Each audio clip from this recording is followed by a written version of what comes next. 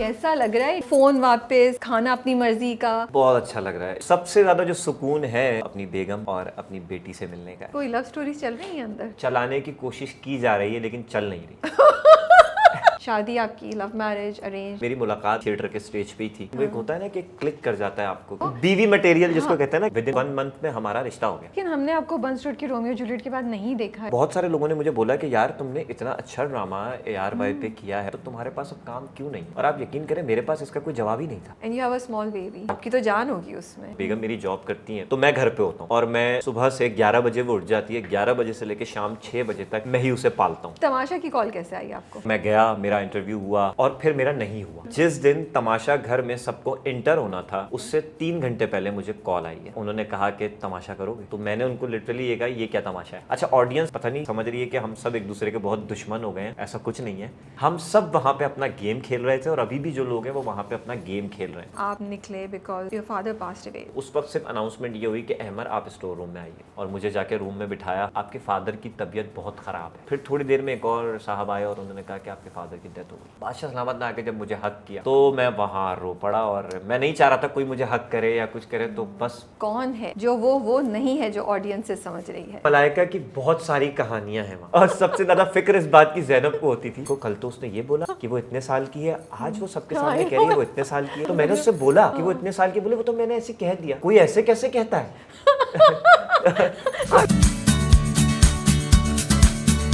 Hey guys, अस्सलाम वालेकुम, this is Rabia and you are watching me on क्रूशा magazine. आज जो मेरे मेहमान हैं, very excited to be talking to him. 2013 से वो पढ़ रहे हैं थिएटर और ड्रामा। 2015 से वो थिएटर में काम कर रहे हैं। 2018 से हमने उनको टीवी पे देखना शुरू किया। अगर आपको याद हो तो बंस रोड की रोमियो जूलियट में हमें उन पर बहुत गुस्सा आता था और जब इकरा ने मिलके शहीरा के साथ उनकी पिटाई की थी तब तो हमारा दिल खुश हो गया था। गुरु में हमने उनको देखा बहुत ज़बरदस्त परफॉर्मेंस देते हुए और आजकल हम उनको रिसेंटली तमाशा में देख रहे थे। तमाशा से सैडली अनफॉर्चुनेटली वो अभी निकल गए हैं लेकिन वो हमारे पास हैं। तो मैं बात कर रही हूँ अहमर हुसैन की। कुछ बात करेंगे उनसे, उनकी जर्नी के बारे में जानेंगे और कुछ बातें तमाशा के बारे में भी होंगी। ऑल्सो क्या प्रेडिक्शन है टॉप 5 की? हो सकता है अभी तक चेंज हो गई हो जब बाहर निकल के उन्होंने सोशल मीडिया देखा है। तो अस्सलाम वालेकुम अहमर। वालेकुम अस्सलाम। कैसे हैं आप? आई एम गुड, आप कैसी हैं? मैं ठीक ठाक। आप बताएं कैसा लग रहा है डे लाइट में आके दुनिया में फ़ोन वापस, खाना अपनी मर्ज़ी का और सबसे बड़ी बात बेटी के साथ बीवी के साथ वाइफ के साथ। तो how does it feel to be back in the world? बहुत अच्छा लग रहा है। एक सुकून की सांस जो आप लेते हैं ना, जी बिल्कुल ऐसा ही है। और 40-42 दिन का एक सफ़र जिसमें ना घर वालों से कांटेक्ट, ना बेटी के बारे में कुछ पता चल रहा है। सिर्फ इतनी खबर आती थी कि घर में सब ठीक है। तो मज़ा आ रहा है और अपने आप को ढूंढ रहे हैं, अभी खुद भी ढूंढ रहे हैं। जैसा रूटीन छोड़ के गए थे वही रूटीन वापस लाने की कोशिश कर रहे हैं। बेटी बहुत चिड़चिड़ी हो गई है हर वक्त गोद से चिपकी रहती है दिन रात और क्लिंगी हो गई होगी ना वो बहुत 40 दिनों में, क्योंकि अभी एज उसकी ऐसी है कि वो जल्दी ग्रो कर रही है, चीज़ें जल्दी से जो है ना कह लें कि सीख रही है और थोड़ा थोड़ा चलना सीख लिया है। तो सबसे ज़्यादा जो सुकून है वो अपनी बेगम और अपनी बेटी से मिलने का है। तो ये मुझे बताएं, जब आपको पता चला आप एलिमिनेट हो गए तो जहन में क्या था, या जब उधर भी आप थे तमाशा घर में भी, तो क्या जहन में आ रहा होता था कि मैं निकल के सबसे पहली चीज़ क्या करूँगा? और वो किया आपने? मैंने सबसे पहले ये सोचा था, वाकई मैं सच बता रहा हूँ, कि मैं बाहर जाके जैसे ही निकलूंगा वहाँ पीछे टीम को बोलूँगा कि कुछ अच्छा सा खाना और एक कॉफ़ी मेरे लिए जो है मंगवा दें प्लीज़। सही बात है। और मेरे मोबाइल मुझे दे दें। लेकिन फिर मुझे याद आया कि मोबाइल तो मैं घर पे छोड़ के आया था, क्योंकि जब मैं वापस गया था तो वापस मैं मोबाइल लेके ही नहीं आया। तो सबसे पहले खाने का एक था मसला, जो सबसे बड़ा मसला उस घर में है ना, खाने का राशन टास्क जो हमें मिलता है, जिसमें कभी ज़्यादा राशन आ जाता है, कभी कम आ जाता है। ज़्यादा आ जाए तो भी चोरी हो जाता है, कम आए तो भी चोरी हो जाता है। तो वो टाइमर के साथ 5-5 मिनट 4-4 मिनट में आधा पराठा खाना और वो एक पराठा खाना, और वो बहुत टास्क पता भी नहीं लगता था कि हमने एक पराठा खाया और फिर वापस ऐसा लगता था 1 घंटे बाद हम भूखे बैठे हैं। मैं वो देख रही थी तो उसमें आई थिंक 45 मिनट से आप लोगों के पास, और जो वो जल्दी जल्दी खा रहे थे मुझे तरस भी आ रहा था। 45 थे और फिर 40 भी हो गए थे। एग्जैक्टली तो वो चेंज होता रहता है। मुझे 45 वाला ज़्यादा था। आई थिंक वो पहली बार मुझे शौक लगा कि यार मतलब इतने टाइम में खाना आप एंजॉय भी नहीं कर सके, फिर समेटना भी था शायद उसमें ना। तो समेटना नहीं था, बट ये था कि बनाना और खाना बहुत जरूरी एग्जैक्टली। और वो यही था कि उस दिन चावल शायद बने थे और वो सही तरह इतना गले नहीं थे, कच्चे हो गए थे, तो सब खा रहे थे जल्दी जल्दी कि ठीक है। फिर हम यही सोचते थे कि जो भी है जैसा भी है थोड़ी एनर्जी रहेगी, क्योंकि उसके बाद होता ही था दोपहर के खाने के बाद गेम होते थे। अब अगर आप भूखे पेट के साथ गेम जाएं, और गेम बहुत फिजिकली मेंटली बहुत स्ट्रांग होना पड़ता था उसके लिए ना, तो हम लोगों को आई थिंक कुछ लोगों को तो 3 जो बना रहे होते तो उनको आखिर के 2 ढाई 3 मिनट मिलते थे। मेरा ये होता था 5-6 मिनट मिल जाते थे, तो मैं जितना जल्दी हो सकता था उसको खा लेता था। और कुछ पराठे हमारे बच जाते थे। एक दिन हमने ऐसे भी किया कि कुछ नहीं है बनाने को, हमने पराठा खाया सिर्फ नाश्ते में, और चाय की पत्ती थी, तो उससे हमने नाश्ता किया। और बादशाह सलामत को हम पे कुछ रहम आ गया था, जिसकी वजह से उन्होंने और राशन थोड़ा सा हमें, और कुछ गेम्स ऐसे उन्होंने बना दिए थे कि हम उससे राशन जीत सकें, जैसे लग्जरी राशन आता था हमारे पास गेम जीत के। तो खाने का बड़ा ऑफ सीन था वहाँ पे, और लोगों को लगता है कि शायद हम इस कैमरे से पीछे जाके अलग से कुछ खा लेते थे, ऐसा कुछ नहीं था। खुद ही कमाते थे, खुद ही वही बचा कुचा खाते थे। और वो तो 24 आवर वाला जो अनकट आ रहा है, उसमें तो नहीं कुछ भी ना छुपा सकते, नहीं छुपा वो तो अगर आप लोग कहीं खा रहे हैं तो वो तो पता चल जाएगा। Exactly. चलिए हम तमाशा की तरफ थोड़ी देर में आते हैं, बिल्कुल आएंगे, और उस पर हम थोड़ी ज़रा डिटेल में भी बात करेंगे। लेकिन पहले I want to talk about you, your journey, क्योंकि मैं जैसे बताई थी आपको कि मुझे याद थे आप, लेकिन मैं ना अभी सुबह एक एपिसोड देख रही थी कुछ, और मैंने कहा अरे ये तो वही है जिसमें हमें गुस्सा चढ़ता था। मुझे आपके कैरेक्टर का नाम नहीं याद आ रहा था, बट वो सारे सीन जो थे ना बंस रोड के रोमियो जूलियट के, वो मेरे दिमाग में चलना शुरू हो गया। Shahzain, exactly Shahzain, you know. हाँ, क्योंकि वो शाहज़ैन ने हमें बड़ा गुस्सा दिलाया था। वो आपने इतना अच्छा परफॉर्म किया था अमर, कि वाकई ना शाहज़ैन को ना देखे। अच्छा, मुझे आपको पता है मजे की बात, सॉरी बात काट रहा हूँ, मैं जब बाहर निकलता था, जिस टाइम ड्रामा ऑन एयर था, अगर वाइफ के साथ कहीं मॉल में जा रहा हूँ, तो लोग मुझे आके ये कहते थे, यार आप दिखने में तो अच्छे खासे हैं, तो आपने इतना क्यों बुरा कर रहे हैं उनके साथ? इतना बुरा कौन करता है? मैंने कहा पता नहीं, इतना बुरा करने के पैसे मिल रहे हैं, मैंने कहा थोड़ा कर लेता हूँ। तो बहुत लोगों ने पसंद किया, और वो लोग ना एक्सपेक्ट नहीं कर रहे थे कि एक लड़का बिल्कुल यंग सा, वो इतना, और वो कैरेक्टर के शेड्स थे उसमें, कि वो शुरू में अच्छा आता है, और बाद में जब उसकी शादी होती है तो उसका वो लालची था बेसिकली, पकवान सेंटर पे उसकी नज़र थी किसी तरह से बेच दे। वो मामाज बॉय भी था, जो अम्मा कह देंगी वो होगा। लेकिन बहुत अच्छा एक्सपीरियंस था वो, मज़ा आया। जर्नी आसान रहा है एक्टिंग में आने का, नहीं, साइड पे आने का? आसानी से काम मिलता है क्या? Has it been very very challenging? Challenging है, बिल्कुल है। बेसिकली 2013 में मैं नापा आया, national academy of performing art. 3 साल वहाँ से पढ़ा। 2016 में मैं ग्रेजुएट हुआ, और मुझे ऐसा लगता था कि ग्रेजुएट होने के बाद अब तो दुनिया बोलेगी कि आ जाएं बस हमारे साथ काम करें, और समझ नहीं आ रहा था 2 साल तक पे करना क्या है, किसके पास जाना है, कौन डायरेक्टर होता है, प्रोडक्शन हाउसेस कहाँ होते हैं, क्योंकि हम मुसलसल सिर्फ थिएटर कर रहे थे, और वो नापा के अंदर करते थे, ऑडियंस आती थी, देखते थे, थोड़े बहुत हमें पैसे उसमें मिल जाते थे क्या, और हम सिंगल भी थे, शादी नहीं हुई थी हमारी, तो हम चला लेते थे अपना मामला सारा। लेकिन वो होता है ना कि काम से काम मिलना, बहुत सारे डायरेक्टर्स प्रोड्यूसर्स थिएटर देखते थे आके आर्ट्स काउंसिल में, नापा में।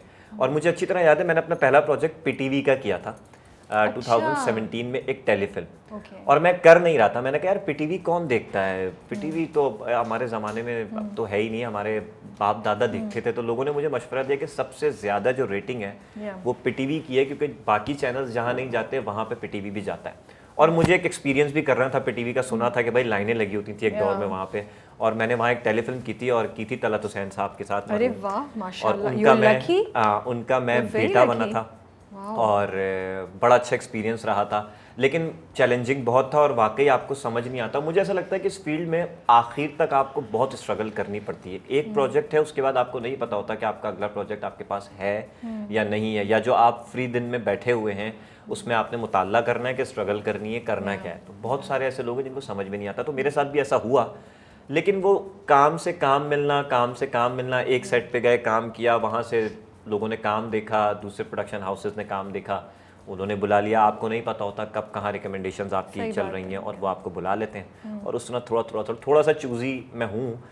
अगर मुझे कोई बड़ा ड्रामा ऑफर होता है कभी भी, आगे भी या हुआ भी एक दो, उसमें अगर मुझे नहीं समझ में आता अपना ट्रैक, तो मैं मना कर देता हूँ बिला ये सोचे समझे कि क्या होगा, और मैं घर पे बैठ जाऊँगा। तो लेकिन मैं उसके बीच में कुछ ऐसी चीज़ें कर लेता हूँ, क्योंकि थिएटर तो मेरे पास पिछले 10 साल से ऑन है, और वो आप अभी भी कर रहे हैं? अभी भी कर रहा हूँ मैं। पैसे उसमें कम है, लेकिन मैं अपने उस टाइम को यूटिलाइज करता हूँ थिएटर में। तो थिएटर आप मुसलसल कर रहे हैं? मुसलसल। ड्रामा अगर आपकी मर्जी का आता है तो आप तब करते हैं? अच्छा, तो कैरेक्टर पे है। ऑडिशंस पे गए, नहीं मिला चांस, कोई लास्ट मिनट पे जहाँ आप सोच रहे थे कि मिल जाएगा, वो कैंसिल हो गया, और you have seen discrimination because of connections, because of you know आपके पास राइट सोर्स नहीं थी, कुछ ऐसी चीज़ें हुई हैं फेस? क्या ये एग्जिस्ट करती हैं इंडस्ट्री में? बिल्कुल करती हैं, बिल्कुल करती और हैं। आपने फेस की हैं? फेस की हैं। मैंने एक कमर्शियल किया था और अच्छे ब्रांड का एक कमर्शियल था, किया था नहीं मतलब वो हुआ ये था कि कॉल आई, बजट डन हुआ, चीज़ें डन हुई, गाड़ी घर से पिक करने आई और बड़े प्रोटोकॉल्स के साथ हम स्टूडियो पहुँचे और उसी वक्त मुझे मना हो गया। ओह गॉड। कुछ वजूहात की बिना पे वो उसमें उस कमर्शियल में कुछ डांस करना था और ऑडिशन कुछ लिया नहीं था उन्होंने और वो डायरेक्टर भी मेरा थिएटर देख के उन्होंने मुझे कास्ट किया था और मैं सेट पे पहुंचा तो उनकी तरफ से यह आया कि यार अहमद ऐसा ऐसा है, क्लाइंट कहता है कि तुम हमें इस कैरेक्टर पे फिट नहीं लग रहे हो। तो मैंने कहा आप तो इसकी तो पूरी होती है, प्री होती है, उसमें आपने क्लाइंट को पिच किया होगा, चीज़ें की होगी। बोलते हैं हाँ सब कुछ है। वो बेचारे डायरेक्टर बहुत अच्छे डायरेक्टर हैं, बहुत बड़े डायरेक्टर हैं और फिर उन्होंने मेरे लिए इतना किया था, बहुत सैड हुआ था मैं कि यार मुझे ज़िंदगी का पहला कमर्शियल मिला है और सेट से मैं वापस जा रहा हूँ। और मैं अक्सर पड़ोसी मुल्क की ऐसी दास्तानें बहुत सुनता था एक्टर्स की ना, कि हम तो सेट पे आते थे तो हमें कुछ नहीं मिलता था, हमें वापस भेज देते थे। तो मैं बड़ा सैड हुआ और मैंने कहा यार ये कैसी इंडस्ट्री है कि सेट से वापस भेज देते हैं, यहाँ ये भी होता है। उन्होंने मुझे फिर उस दिन बड़ा समझाया और कहा कि एक चीज़ मैंने तुम्हारे लिए अच्छी कर दी है कि तुम्हारा जो बजट डन हुआ था वो बजट तुम्हें मिल जाएगा और लेकिन ये कमर्शियल हम तुम्हें नहीं दे सकेंगे। ऐसा हुआ था, बाकी इसके अलावा ऐसा कुछ नहीं हुआ। लेकिन मैं आपको मज़े की बताऊँ, जहाँ जहाँ ज़िंदगी में मैंने आज तक ऑडिशंस दिए हैं कभी भी मेरा ऑडिशंस में नहीं हुआ। आई डोंट नो, मैं इतना शायद नर्वस हो जाता हूँ ऑडिशन में या उस तरह से जो किरदार है, क्योंकि मुझे ऐसा लगता है ऑडिशन में डायरेक्टर आपके एक्सप्रेशंस, आपकी एनर्जी देखता है, लेकिन शूट का जो एक एम्बियंस होता है, आपका जो एक कैरेक्टर होता है, आपका वार्डरोब होता है, आपकी जो हर चीज़, वो जो एक माहौल है, वो आप ऑडिशन में उस तरह नहीं दे पाते। तो आज तक मेरा ऑडिशन पे नहीं हुआ। जितना मुझे काम मिला है वो मेरे पिछले काम पे ही मिला है, या मैं जाके प्रोडक्शन हाउसेस में मैंने स्ट्रगल की है थोड़ी बहुत, तो वहाँ से मुझे काम मिला है। ऑडिशन में मेरा कभी नहीं हुआ।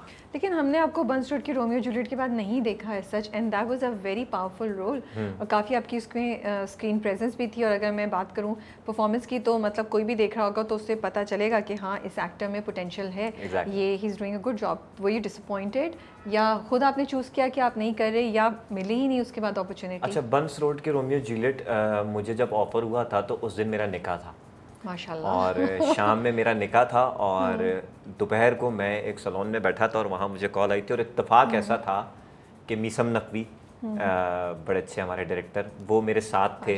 इत्तेफाकन उनसे मुलाकात हुई तो मैंने उनको बताया कि यार ऐसी ऐसी कॉल आई है और आज अभी शाम में मीसम भाई मेरा निकाह है और ऐसे। तो उन्होंने बोला कोई बात नहीं, निकाह करो, कल तो शूट है, भले जाओ शूट पे, काम तो करना है। तो उसके बाद हुआ ये कि वो अचानक से गायब हो गए प्रोडक्शन वाले। मेरी शादी पूरी हो गई, वलीमा हो गया, सब कुछ हो गया, एक हफ्ता 2 हफ्ता गुजरे, उसके बाद मुझे फिर वापस कॉल आई। पता ये लगा कि कुछ उसमें एक्टर्स कास्ट हुए थे, फिर वो रीशूट हुआ। अच्छा, वो उस टाइम की बात है। एग्जैक्टली। तो उसके बाद वाकई ऐसा हुआ और बहुत सारे लोगों ने मुझे बोला कि यार तुमने इतना अच्छा ड्रामा AR वाई पे किया है और इतना अच्छा तुम्हारा कैरेक्टर लोगों ने बड़ा पसंद किया है, तो तुम्हारे पास अब काम क्यों नहीं है? और आप यकीन करें मेरे पास इसका कोई जवाब ही नहीं था। मैं क्या जवाब देता? तो मैं उनको ये कहता था नहीं नहीं आएगा। मेरे घर वाले इवन के, मेरी वाइफ फिर कहती थी अभी इतना अच्छा आपने किया है, मेरी दोस्त ने इतना आपको पसंद कर रही हैं, देख रही हैं, तो आपके पास काम क्यों नहीं आ रहा? कैसे काम मिलता है इस इंडस्ट्री में ना? तो मैंने कहा ये तो मुझे भी नहीं पता। और बहुत सारे ऐसे बड़े बड़े एक्टर्स हैं जो अक्सर मैं मिला हूँ उनसे और वो कहते हैं कि एक लंबे लंबे गैप आ जाते हैं हमारे। तो मैंने अपने आप को उस वक्त बहुत मोटिवेट किया और मैंने, क्योंकि नई नई शादी हुई थी, तो मैंने कहा रिस्क तो तुम लेके आई हो ना, तो इंशाल्लाह होगा। उसके बाद मैंने 2 प्रोजेक्ट्स किए। एक एक्सप्रेस के लिए किया था आखिरी बार, जिसमें अदनान सिद्दीकी, बाशिर सलामत, शहीरा थे। इसमें भी अच्छा एक कैरेक्टर था, ट्रैक था पूरा पुलिस वाला बना था मैं उसमें। और एक मैंने शायद टेलीफिल्म किया, उसके अलावा मैंने सिर्फ थिएटर किया।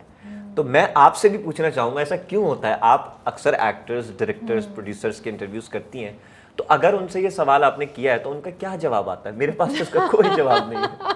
अच्छा सवाल किया है आपने और इसका सच्चा जवाब मैं आपको ऑन स्क्रीन नहीं दे सकती। चलें, ठीक है, ये भी अच्छा तो है बिल्कुल, लेकिन मैं कोशिश करता हूँ।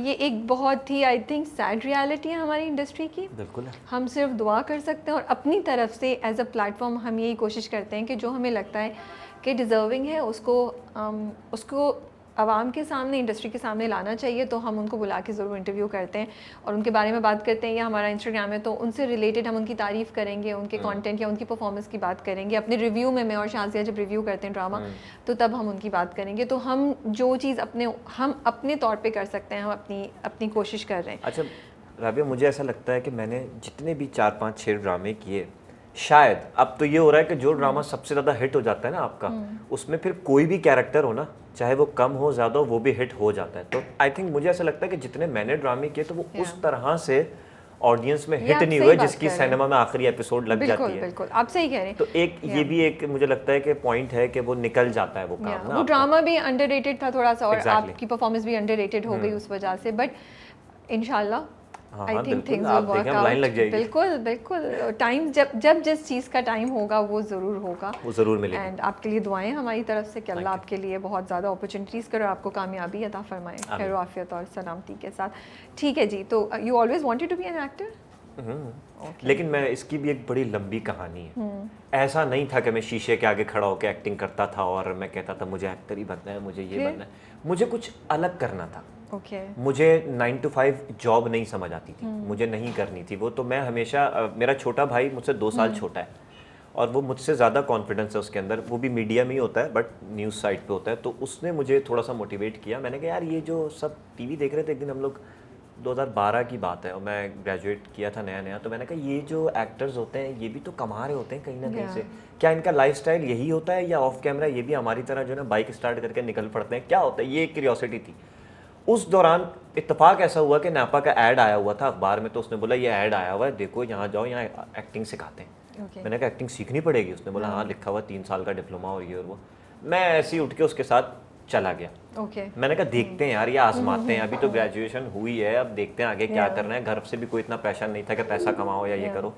तो मैं वहाँ गया हूँ और पता है आपको बस होता चला गया। फिर वहाँ मैंने एडमिशन ले लिया, अगले दिन जाके शॉर्ट कोर्स किया, शॉर्ट कोर्स के बाद डिप्लोमा में 1 महीने बाद एडमिशन लिया और फिर आहिस्ता आहिस्ता आहिस्ता आहिस्ता आपको अंदाज़ा होने लगा यार आपके अंदर है, आप शायद वो जो आप सोच रहे थे वो जो क्लिक किया ना आपको टीवी देख के कि मैंने ये भी करना है, शायद ये भी तो एक फील्ड है। और इस वजह से वो नापा चलता गया, थिएटर होता गया, इस्लामाबाद जा रहे हैं परफॉर्म करने, लाहौर जा रहे हैं, प्रोटोकॉल्स मिल रहे हैं, मजा आने लगा आपको। थिएटर में तो आपको ऐसा होता है ना कि 400 लोग आपको देख रहे हैं और हाथ के हाथ आपको तारीफ मिल जाती है, तो आप बड़ा एक स्टार फील करते हैं अपने आप को ना। तो वहाँ से फिर ये हो गया कि भाई अब यही करना है, इसके अलावा कुछ होगा नहीं, कुछ करना चाहेंगे भी तो नहीं होगा। तो वो इस तरह इस फील्ड में मैं आ गया, वरना मेरा कोई ऐसा इरादा नहीं था कि बचपन से मैंने एक्टिंग करनी है, मेरे अब्बा ने सोचा हुआ था कि मेरा बेटा एक्टर बनेगा, ऐसा कुछ नहीं था। और फैमिली का क्या रिएक्शन था आपके? फैमिली बहुत सपोर्टिव है मेरी और बहुत खुश थी। अम्मा शुरू में थोड़ी सी थी कि बेटा, क्योंकि माँ बाप को हमेशा फिक्र रहती है कि कैसे होगा, क्योंकि वो देख रही हैं कि कज़न डॉक्टर बन रहा है, एक लॉयर बन रहा है, एक कुछ कर रहा है, एक बाहर चला गया। तो मैं अम्मा को हमेशा दिखाता था कि अम्मा देखें फेसबुक पे मेरे पास आप सबके भांजे भतीजों के मैसेजेस आते हैं, कितने बड़े फ़ैन है वो मेरे। ये और ये ज़्यादातर लोगों के साथ होता है। तो अम्मा को सबसे ज़्यादा खुशी जब हुई थी जब मैंने एक ब्रांड के लिए कमर्शियल किया था, और इत्तेफाक ऐसा हुआ था कि इंडिया पाकिस्तान की कोई सीरीज़ या वर्ल्ड कप चल रहा था और उस दौरान वो हर ओवर के बाद कमर्शियल आ रहा था, पूरी दुनिया ने देखा, वो पाकिस्तान ने तो देखा ही। और अम्मा एक शादी में गई और अम्मा को शादी में पूरे ख़ानदान ने रोक रोक के कहा कि वो आपका वो वाला बेटा नहीं आया, वो जो आपका बेटा जो एक्टर है। माशाल्लाह से। तब अम्मा का जो एक रिएक्शन था ना, अम्मा घर आके बड़े रात को 12 साढ़े 12 बजे जब वो घर आई तो उन्होंने कहा, वो ऐसे ऐसे बोल रहे थे। मैंने कहा देखिए आप क्यों परेशान हो रही थी, अच्छी फील्ड है, कमा लेंगे, पैसा भी आ जाएगा। लेकिन घर से हमेशा सपोर्ट रही, भाइयों की, बहनों की, अब्बा की भी हमेशा सपोर्ट रही, तो अच्छा था, घर से मामला सही थे। बड़े मज़े की बात लगती है इतनी, मैं किस्से इस तरह के सुनती हूँ कि वो शुरू में माँ बाप थोड़े से हेजिडेंट होते हैं, लेकिन जब वो लोग आके अप्रिशिएट करते हैं ना, तो फिर वो उनका जो पर्सपेक्टिव चेंज होता है ना, ये बड़े मज़े की कहानी होती है। कि हाँ वो एकदम से ना वो उनको रियलाइज़ होता है कि हाँ बेटे या बेटी का डिसीजन सही था, और अब अच्छा लग रहा है जब तारीफ़ें करते हैं। तो शादी आपकी लव मैरिज, अरेंज्ड? ओहो, ये भी एक सवाल है, क्योंकि लेटर तो बहुत ही लव मैरिज वाला था, बहुत इमोशनल था। तो लेटर में बेगम कह रही है बहुत सारी और भी चीजें मैंने लिखी थी। मैंने कहा वो शायद you know I was listening to the letter and I love the way she had, you know, जिस तरह उन्होंने बोला कि रात को आप बहुत याद आते हैं, बहुत ही खूबसूरत बातें वो डिटेल में उन्होंने लिखी, एंड जिस तरीके से फ्लो थी लेटर की, वो मुझे बड़ी अच्छा। उसमें वो बात इसलिए क्योंकि मैं और वो अकेले रहते हैं ना, हमारी फैमिली यहाँ साथ नहीं है, तो हम ज़्यादा से ज़्यादा घर में टाइम स्पेंड करते हैं। मतलब या तो मैं हूँ या तो वो हैं, इधर पलटूँ तो वो हैं, इधर पलटूँ तो वो हैं, वो इधर पलटे तो मैं हूँ। लेकिन वो बोरिंग भी हो जाता है कभी कभी? नहीं होता, हमने बड़ी कुछ एक्टिविटीज़ रखी हुई हैं, क्योंकि मैं घर का काम भी करता हूँ, और मतलब क्या तमाशा, हाउस में बर्तन धुलते होंगे जो मैं घर में धोता हूँ, या आपके लिए तो कुछ नया नहीं होगा, मेरे लिए आप तो सुकून में होंगे, मैं कर लूंगा। मेरे लिए कुछ भी वहाँ काम करने से रिलेटेड तो कुछ भी नया नहीं था, बस एक चीज थी, घर में झाड़ू है, वहाँ वैक्यूम था, तो ये नया तो अच्छा था। हाँ, तो हमारे कुछ मोमेंट्स होते थे कि हम रात के खाने के बाद टीवी लगा दिया, या टीवी नहीं, हम बाहर टेरेस पे बैठ के हम चाय लाजमी पीते थे, और पूरे दिन की जो डिस्कशन होती थी ऑफिस में क्या हुआ, अच्छा आपने घर में क्या किया, मैंने बताया कि मैं बीच में गया भी था 2 घंटे एक मीटिंग में गया था, तो वो सारी डिस्कशन हम रात में करते थे, देन उसके बाद हम सोते थे। तो वो जो मोमेंट सबसे ज्यादा वो मिस करती थी ना, वो एक मोमेंट, वो अकेली हो गई होंगी ना। वो घर आके उन्होंने मुझे ये भी बोला कि बस मेरा दिल चाहता था जिस टाइम मैं चाय पी रही हूँ बैठ के, उस टाइम कॉल आए तमाशा से कि हाँ अमर ने आज ये किया, और मैं उनको बताऊं कि उनको बता दें आज ऑफिस में ये रहा ये रहा। तो वो लेटर बहुत सारे लोगों ने बहुत पसंद किया, और मुझे तो बहुत सारे लोगों ने ऐसे बोला कि one of the best letter था उस पूरे एपिसोड का। और लव मैरिज नहीं कहूंगा, मैं कहूंगा भी।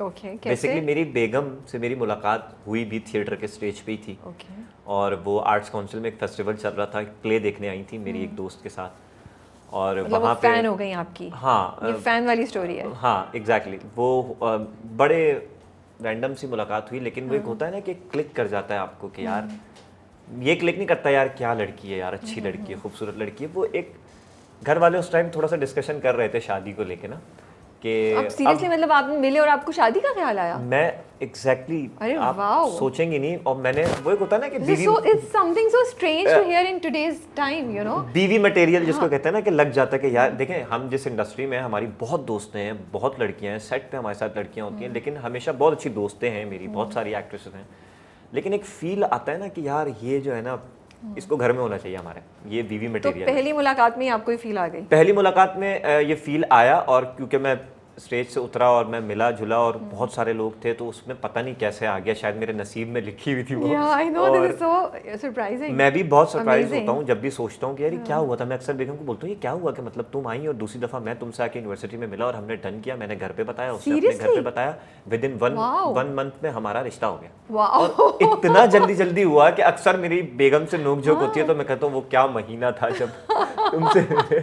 और ये अमेजिंग बात ये है कि सिर्फ आपकी तरफ नहीं, आपकी तरफ से नहीं, उनकी तरफ से, क्योंकि अगर वो भी हाँ नहीं बोल रही तो 1 महीने में थोड़ी शादी होती। अच्छा, वो जो एक पॉइंट था ना 1 मंथ का, जो उस दौरान हमारी कॉल पे बात होती थी, और वो जो बातें थी ना वो और मुझे और उसको करीब लेके आई। वो जो एक सेंसिबल लड़की, एक लड़के को देखें आप कितना भी किसी भी फील्ड में चले जाएं, लड़के को एक ऐसी लड़की चाहिए जो उसको समझे, जो उसके घर को समझे, जो जॉब भी कर रही है तो घर के लिए सुघड़ हो, ये वाले ख्यालात सपोर्ट करे। एग्जैक्टली। तो वो कहते हैं ना कि एक जुआ होता है थोड़ा सा ना शादी करना, तो बातों से समझ में आ जाता है इंसान के, जब आप बात करते हैं तो 5-10 मिनट में समझ आ जाता है किस तरह का बंदा है। तो हमने महीना बात की, मैं स्पेशली इसके लिए फिर गया लाहौर, और मैंने she was in लाहौर? नहीं, मैं अपने घर वालों के पास गया। ओके, अच्छा। अपनी बहन से मैंने बात की, क्योंकि मेरे बहनों भी बहुत पीछे पड़े रहते थे, इतने बड़े बड़े घोड़े हो गए, इन सबकी शादियां करो, ये कब तक ऐसे कुंवारे घूमते रहेंगे। तो मुझे सबसे बेहतर वही लगे लोग, और उनसे जाके मैंने डिस्कस किया। डिस्कस मैंने क्या किया, उन्होंने पहले डिस्कशन शुरू की, तो मैंने कहा एक है लड़की, उन्होंने कहा कौन है, मैंने कहा ये है। तो वो एक दूसरे की शक्ल देकर ले भाई हम यहाँ इसकी लड़कियाँ ढूंढ रहे हैं और ये पसंद करके ऑलरेडी बैठा हुआ है। तो मैंने कहा बहुत अच्छी है, ज़रा बात करें, ये है, ये शजरा है थोड़ा सा उसका, ये है, और अम्मा नहीं है, अब्बा हैं, बहन हैं, भाई हैं, सारा। स्पेशली फिर मेरी बहन और बहनोई, फिर अम्मा, हम ये लोग यहाँ पर आए और रिश्ता लेके गए, और उसने भी अपने घर में बता दिया था। तो हमारे जाने से पहले आधा रिश्ता तो डन था।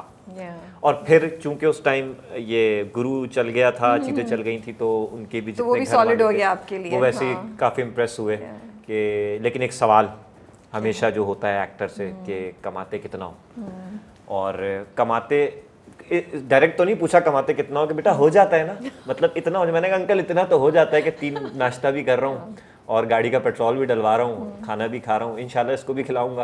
और वो वाली बातें हुई और हमारा डन हुआ, और उसके अगले दिन हमारी 2 दिन बाद रस्म हो गई हमारी, और हमारी मंगनी जो है 2 साल चली है।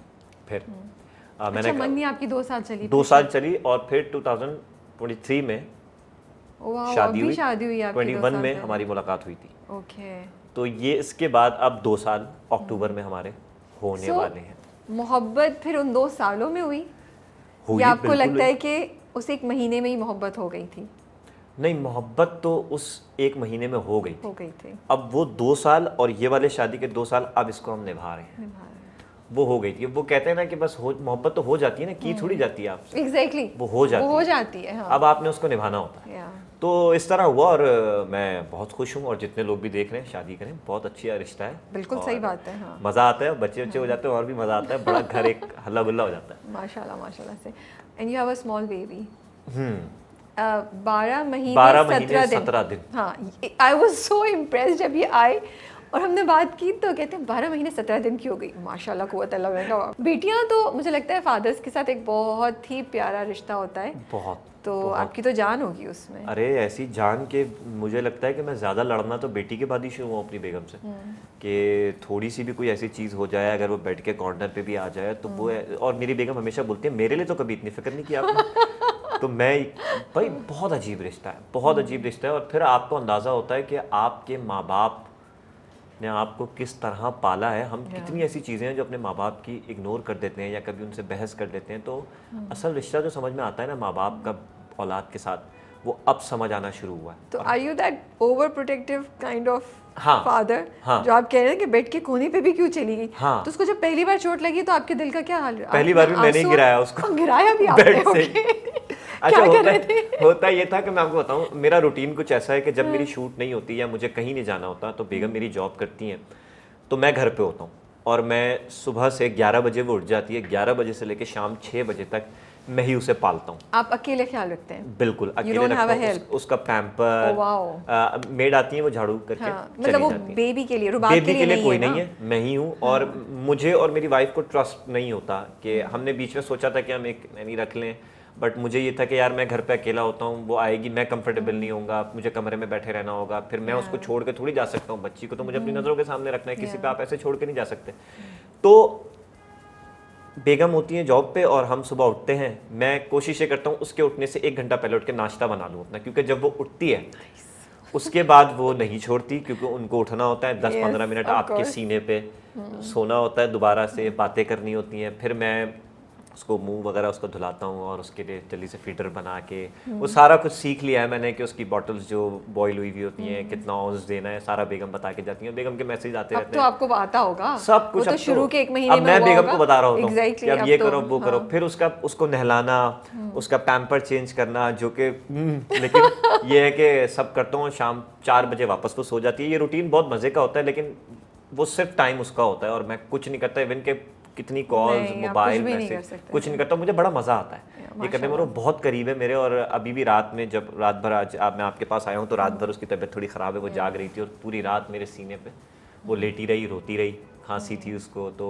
बड़ा अभी मैं छोड़ के आया हूँ अपनी सिस्टर इन लॉ के पास, बट देखें क्या होता है। तो पहली बार आपने नहलाया तो कंफ्यूज हो रहे थे कि यार ये इतनी मैं आपको छोटी सच सी बताऊं, होगी, मैं अपनी बेगम स्लिप ना कर जाए। मैंने बेगम से ज्यादा अच्छा नहलाया उसको। हाँ, मैंने कहा क्या तुम इतनी टेंशन ले रही हो, इतनी सी बच्ची, उसको बस ऐसे गोद में रखना है और बस। अच्छा, शुरू में थोड़ा सा प्रॉब्लम होता है, शुरू के 3 मंथ्स 4 मंथ्स। अब तो उसको बस एक बाजू से पकड़ा होता है मैंने उसको, और 2 बाल्टी से मक्के डाल के उसको नहला रहा हूँ। वो अब मुझसे ज्यादा कंफर्टेबल है नहाने के मामले में, क्योंकि आपको बहुत सारी चीजें देखनी है, पानी जा रहा है, शैम्पू लगाया हुआ है, और फिर वो नहाने के बाद जो निकल के आती है माशाल्लाह, और फिर वो ये सारी चीजें अब आसान लगती हैं। तो बेगम कहती हैं कि अच्छा है आपने सब सीख लिया। I wanted to talk to you about this because मुझे, जब मैं आपसे पिछले 2 दिन से बात करी थी और हर बार अहमर की यही बात होती थी कि हम इसको जल्दी करना चाह रहे थे इंटरव्यू को और नहीं कर सके because Ahmar's daughter was not well and he was telling me कि मैं उनका ख्याल रख रहा हूँ। तो मुझे यही हो रहा था कि जब आप काम नहीं कर रहे तो आप स्टे होम डैड है, इन द सेंस के you take care of her. तो मुझे ये आइडिया बहुत अच्छा लगा, बहुत खूबसूरत लगा, और मुझे लगा इस चीज़ पर ज़रूर बात करनी चाहिए ताकि वो तमाम मर्द हजरात जो थोड़ा डर रहे कि यार हमें लोग जज करेंगे कि घर पे रह के बच्चे का ख्याल कर, बिकॉज ये मेंटालिटी है ना कि ये तो नहीं, औरत बेशक वो औरत काम भी कर रही है लेकिन बच्चे का ख्याल भी तुम नहीं रखना है, वो एक है। तो you have broken away from it and आप सोली जब वो घर पे होते हैं और आपकी वाइफ नहीं है तो आप उनका रुबाब का ख्याल रखते हैं बेटी का। तो ये मुझे बहुत बहुत अच्छा लगा था, बहुत खूबसूरत। And we can see your passion, आपका प्यार नज़र आ रहा है जिस तरीके से आप बता रहे हैं। लेकिन बताइए, दिल को हुआ था जब गिरी बेचारी? अच्छा, ठीक है आपने गिराया था, लेकिन वो गिरी भी ऐसे कि वो जब नया बच्चे को होता है ना कि झांकता है बेड से, तो बस मेरा वॉशरूम मेरे बेड के साथ ही बिल्कुल सामने, मैंने गेट खोल के हाथ धोने थे और मैं देख रहा हूँ उसको, मैंने गेट खोला और मैं हाथ धो रहा हूँ। मैं देखो ऐसे करते करते मुझे समझ ही नहीं आया, वो करीब आके एकदम से जो है ना नीचे आ गई। वो अच्छी बात ये है कि हम लोगों ने क्योंकि कारपेट किया हुआ है और हम बॉर्डर्स पे सारे उसके कुशन्स लगा के रखते हैं। रोई बच्चा रोता तकलीफ से कम है, खौफ से ज्यादा रोता है कि वो गिर गई। शॉक भी होगा ना उसको। एग्जैक्टली। और आप यकीन नहीं करेंगी, मैं 5 से 10 मिनट तक उसको ऐसे लगा के ना, मैंने उसको भी पता चल गया होगा, इसीलिए वो रोई भी ज्यादा होगी। उसने कहा भाई ये तो मुझे पता चल गया। मैंने उसको अपने आप को ना देखने दिया, उसको ना उसको मैंने बस यूँ करता हाँ अरे बाप कोई बात नहीं, देखो देखो कौन आया, मम्मा आ गई। अच्छा चुप भी जल्दी हो जाती है, वो चुप जल्दी हो गई थी, लेकिन मैं ऐसा डर गया तो मैंने बेगम को 2 दिन बाद बताया था, सुनो मैं यही पूछने वाली थी, उन्हें कब बताया उनको था? मैंने नहीं बताया था क्योंकि चोट इतनी खास लगी नहीं, और उसकी ये जगह पीठ जाके नीचे लगी थी, तो मैंने कहा वो परसों पता है रुबाब गिर गई थी। उसने ऐसे करके कहाँ गिर गई थी, मैंने मतलब बार तो कहीं गई नहीं, मतलब वो तो ये सोच ही नहीं रही थी ना कि मेरे साथ थी और गिर गई थी, तो आप तो मुझसे ज़्यादा प्रोटेक्ट करते हैं इतना। तो मैंने कहा वो बस गिर गई थी। बोले कैसे गिर गई थी बताएं, तो वो अब वो देखना शुरू हो गई, कहाँ भाई इस बच्चों का सर पे लग जाती है, बड़ी बहस हुई हमारी। मैंने कहा अरे गिर गई थी ना, बस सही हो गई, सही तो है, देखो खेल रही है कूद रही है। तो वो भी मैंने 1 दिन बाद बताया था। उसके बाद ये है कि अल्लाह का शुक्र है अब तो माशाल्लाह खुद ही उतर जाती है, थोड़ा बहुत चल लेती है, क्रॉल कर लेती है। लेकिन भाई औलाद बहुत प्यारी चीज़ है। नहीं बिल्कुल आप सही कह रहे हैं। फिर तमाशा की कॉल कैसे आई आपको? ये भी एक पता नहीं मुझे बताना चाहिए नहीं बताना चाहिए। क्यों बताना, इसमें क्या नहीं बताना चाहिए? मैं आपको थोड़ा सा प्रोसेस बताता हूँ। मैंने जब बादशाह सलामत के साथ ड्रामा किया आखिरी बार, तो पहले दिन जब मैं सेट पे पहुंचा और मेरा ज़्यादातर काम उन्हीं के साथ था, पुलिस स्टेशन में और इधर उधर, और उन्होंने मुझे देखा और पूरा जब मैं रीड करने के लिए उनके पास सीन गया तो उन्होंने पहली बात मुझे ये बोली कि तमाशा करोगे।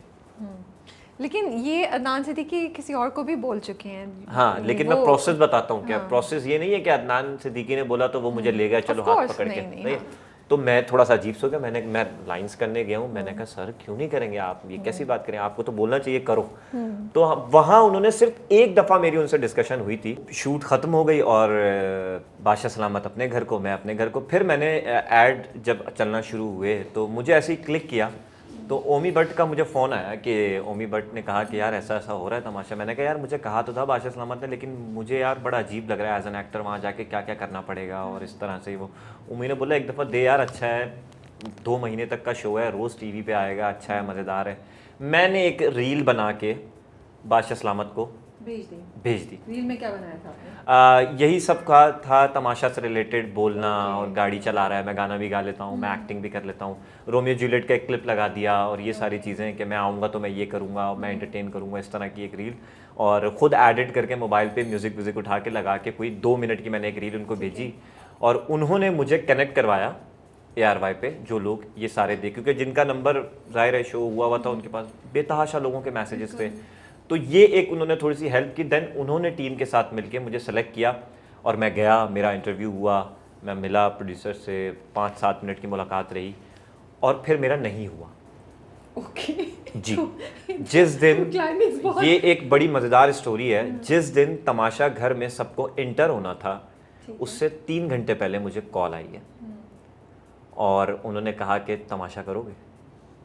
तो मैंने उनको लिटरली ये कहा ये क्या तमाशा है ये मतलब मैं 1 महीने पहले आया था, मेरा नहीं हुआ, अब मैं थिएटर करने जा रहा हूँ जो कि मेरा थिएटर होना था नापा में, और मैं अब कैसे। तो उन्होंने बोला देखो तुम्हारे नसीब में था, मैं तुम्हें 10 मिनट दे रहा हूँ, सोच लो। बेगम ऑफिस में थी, मैंने बेगम को कॉल की।